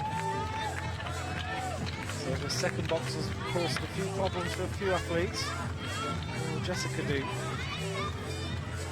We've seen 2 tops in a row on the women's category from Mina Markovic and Magdalena Rock, and Delaney Miller got through this stage and she's progressed through to the final as well. We'll have a look at the leaderboard after this particular climb is over. See where we stand. It's a good hold from Jessica.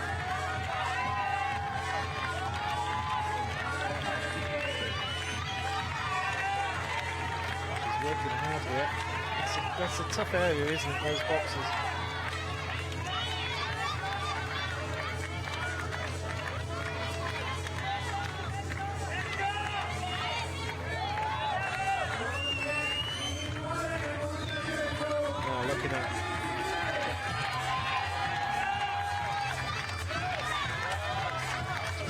Swing out there to maybe have a look at that next hold. Even taking a little bit. I don't think we've seen many people take a little break there. It's not the easiest to hold at all. She's on to the next one. Gunning for the final.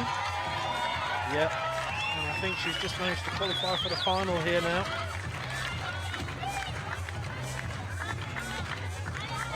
So one athlete is going to drop away.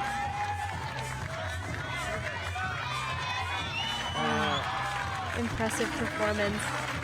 Yeah, superb there. Jessica Pills, the crowd are loving it. Big round of applause there for the Austrian. And Jessica Pills will be through to the final.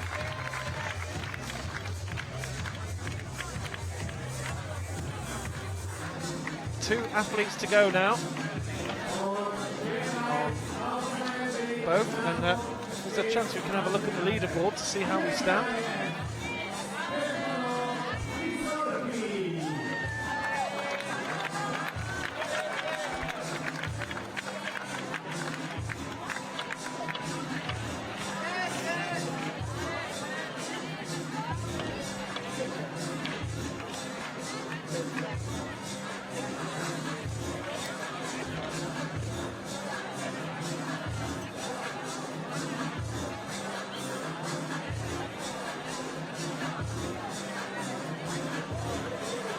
So here we go with the men's lead. You can see Peglank's top on there. Grange, Scoffich, Andre, McCall, super. And 2 athletes to go. Stefano Isolfi. Finally this morning. Earlier this evening with his sister. So it's Helenki and Mitbo who could potentially be going out. And that point is 48. So you can see 48 is the little red circular volume on the left. If they get past that, then that's going to drop out, Mitbo or Helenki. Let's have a look at the women's while we're here. There you see Markovic. We've actually, this is not correct. There's a few missing here. Delaney's not on there. Oh yes, Delaney Miller. Okay.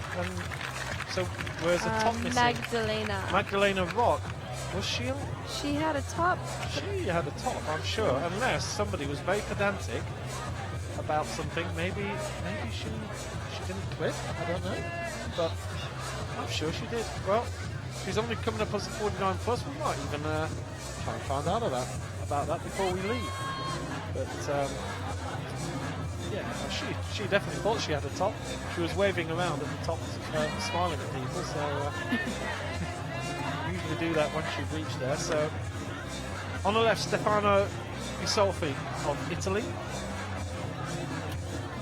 and Anak Verhoeven, who really has been the find.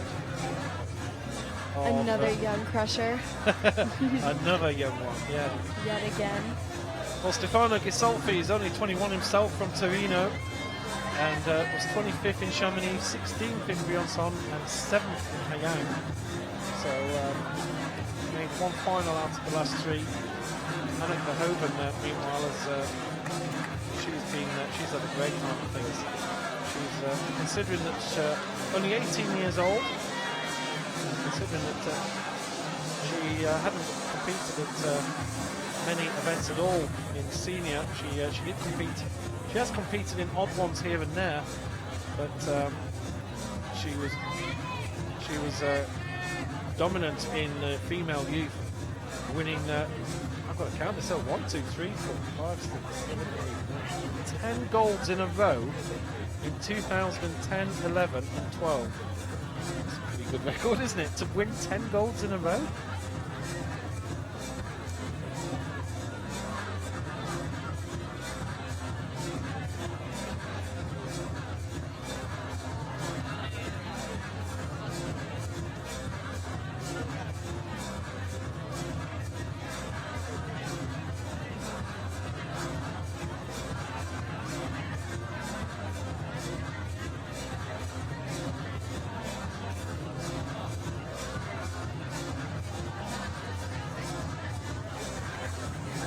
So Anneke Verhoeven, in her first full season at senior level, she has competed in senior events going back to 2012, where she was 24th in Chamonix.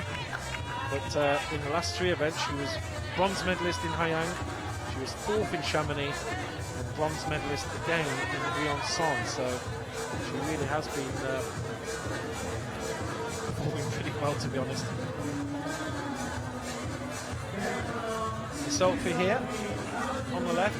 He's managed to get up to that area fairly quickly, where you have yourself a little break. And this is a crucial point now. It's getting across to the right-hand side, and then it's the red circular volume. If you can get past that, then Magnus Mikbo will be partying tonight. Aside from competition, Stefano's also been crushing on rock. I think he campused an 8A a couple weeks ago and sent a 9A recently, which is 13B and 14D for the Americans. So it's pretty good. You could say that he's one of the strongest. So Ghisolfi just having quite a long break here, isn't he? This is quite a long rest he's having in that area. Now he's moving. There's definitely an optimum time, but some of the athletes sort of say that you shouldn't be hanging around too long in a particular area, because all you're going to do is you're going to build up more lactic acid as you hold on. Just checking this result. Yeah, he's not missed a clamp. That's good. Apparently, okay, so we've done our public service here, because apparently the officials realised that they've made a mistake. There was 2 tops, so Magdalena Rock has now become the top, and that's been corrected on the system, so it's good to see that we're helping somebody out here. So here we go, this is the one. It's this left-hand one. If you can move across the... Oh, he's off! Now! Foot popped. Yeah, the foot went. And Ghisolfi, now, where is he going to be? Has he got past Halanki or not? I think Mikbo has gone, that's for sure. And we're just going to have to wait for that result to update. So we're going to wait and see, wait for a score there. Meanwhile, Anneke Verhoeven, this is the little awkward area in the women's category. There's just one more climber to go in each category now. And we'll have our 8 finalists for tomorrow. Due to start 7:30 local time here, Central European time. And we'll probably start the show about 15 minutes earlier or so on our YouTube channel.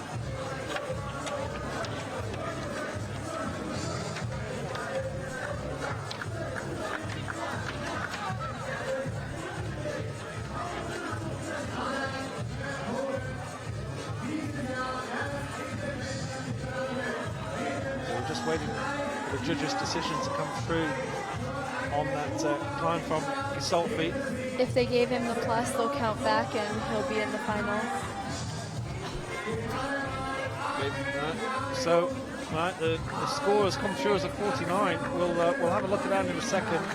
We'll just take Anik Verhoeven for the moment. And apparently, he's been given a 49, which means that he's below Halenki. No, above. But he's above Mikbo. So Mikbo has gone. He's above Mikbo. He's above Halenki. So he is in the final. So he will be in the final.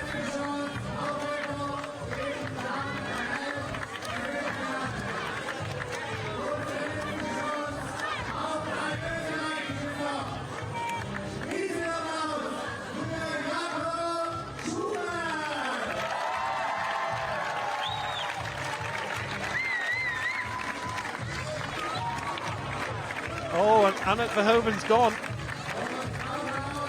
Wow. Hands have gone to the head. But will that be enough? That's the question. I'm not so sure.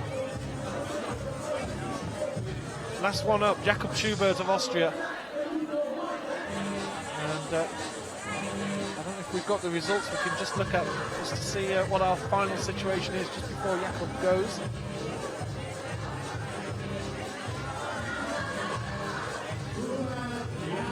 Jakob has been out a little bit of this season. He's had some finger ligament issues, and he's come back pretty strongly, to say for sure. He's had a great start to this season already. First, a second, and a third so far in the 3 World Cups. There you see Gisolfi given a 49. So Halenki with a 48 plus. He's the man. And you've got to say that Jakob Schubert's going up the wall. I'm not sure I'd be putting a lot of money on Halenki getting through to this final. 48 plus is all that needs to be beaten. So Gisolfi just made it. He must have just got a decent hold on that 49 hole. But having said that, even if it was a 48 plus for Gisolfi, he would have still qualified through on comeback anyway. So this is a big climb here. Jakob Schubert. He has been outstanding over the recent years.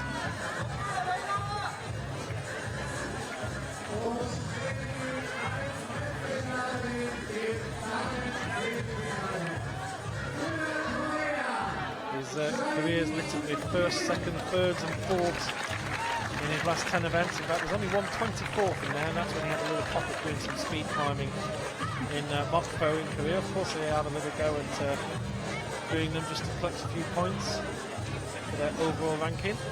And on the right-hand side, the one and only Kim Jae-in of Korea.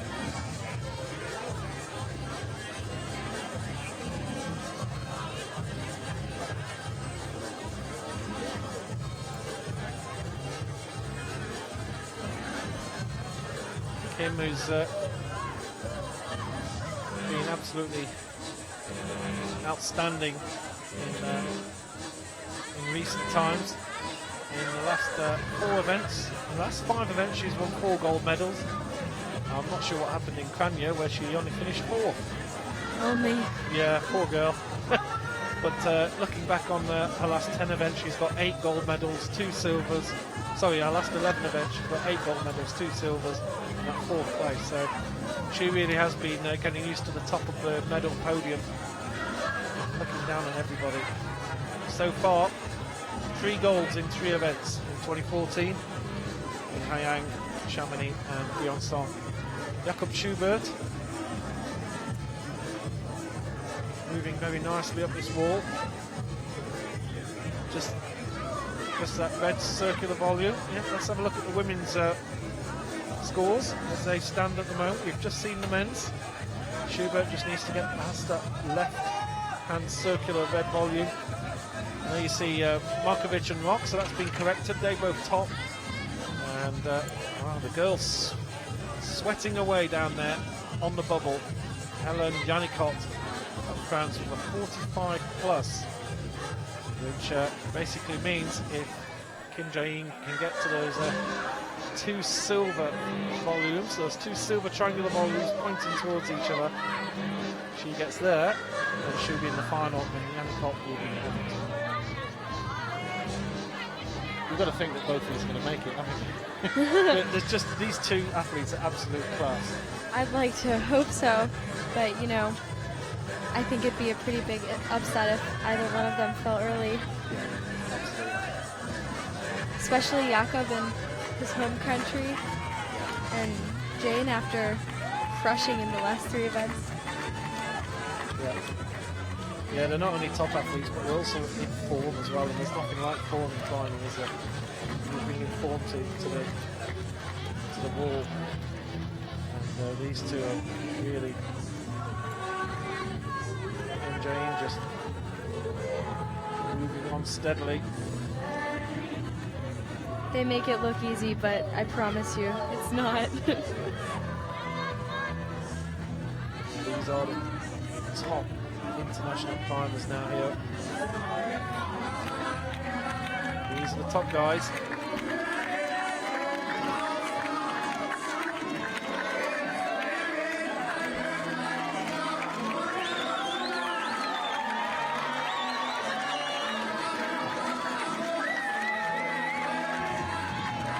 Well, we will be live tomorrow, of course, so make sure you come and watch. I know it's Saturday, it's at 7:30, so we're going to be going live around 7 with our pre-show, a few interviews, a few chit-chats, a bit of a presentation, and getting ready for the night.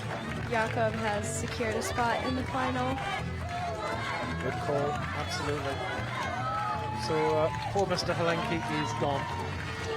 So there'll be no Mohican in the final this year. And that just goes to show, doesn't it, with all those earlier climbs, that, you know, those people who, you know, from the earlier part of the climb who do so well, it's all relative, because you're going to have some incredible climbers coming through, and, you know, it happens time and time again. They've just been knocked aside.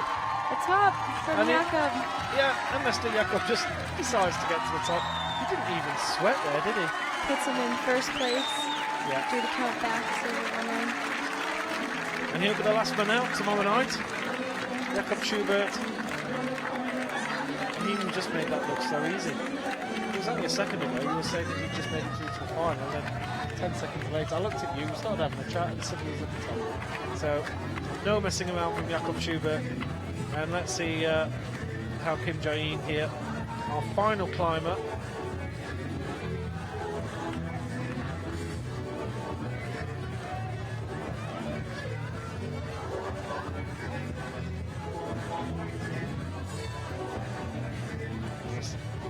Hold. I haven't seen many people just hang from there like that so far, but she's, yeah, she's very graceful climber. It's poetry in motion. It's a bit like watching Akio Noguchi on the bouldering side. Just incredible. It looks like they're making no effort whatsoever. And yeah, I've got these problems that are giving so many others real tough, awkward moments.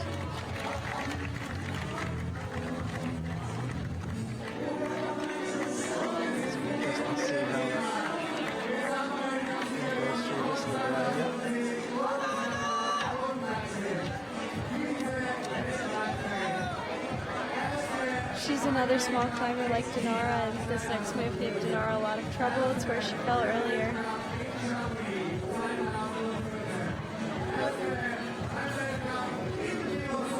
And no problem at all. No, that was just so easy.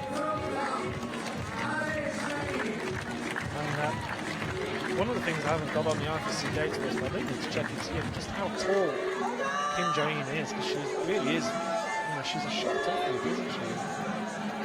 She's, and she doesn't look strong, you know, her shoulders don't look incredibly developed, like you see with some athletes, but she's just climbing up here comfortably.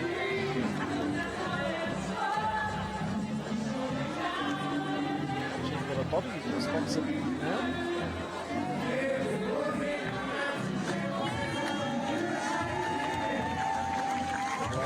that's put her qualification through. She's reached those triangular parts. So Helen Yannicot of France is unfortunately the girl who's on the bubble, and she's out of it. If she tops, she'll be in first place right into the final. Her and Jakob Schubert both coming out for their final climbs tomorrow night, as they have been tonight. This has just been quite an exhibition, both on the men's and the women's. There was never any danger in it. And that was just, again, just another day in the office. Kim Jae-in, another top, thank you very much. Her and Jakob are the only people to have topped everything so far.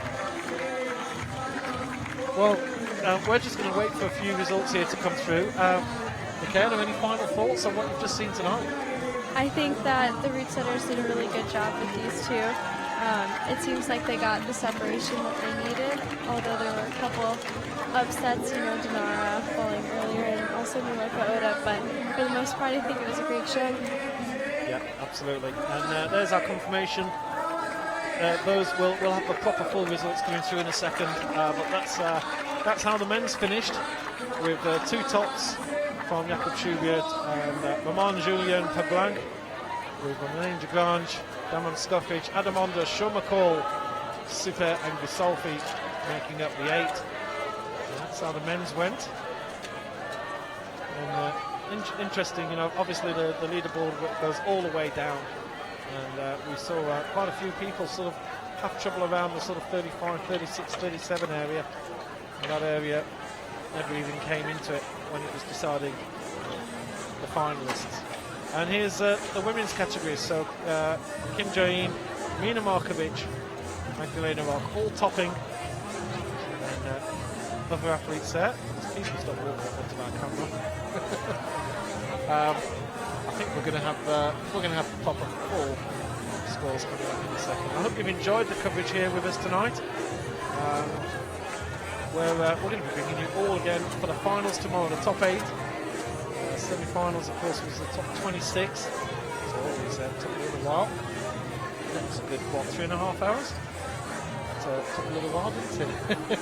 3.5 hours every time spent holding a microphone. Here we go. That's the official leaderboard. You can see Sebastian Halenki and Magnus Mitbo just missing out on the final spot. And if we have a little look down for page 2, it's just give credit where credit is due. Primozic, who was one of the early leaders there, finished in 11th place. Ballet also down to 12th. And Henry Kim in 20th. So that's the men's category completed. Now our 8 finalists.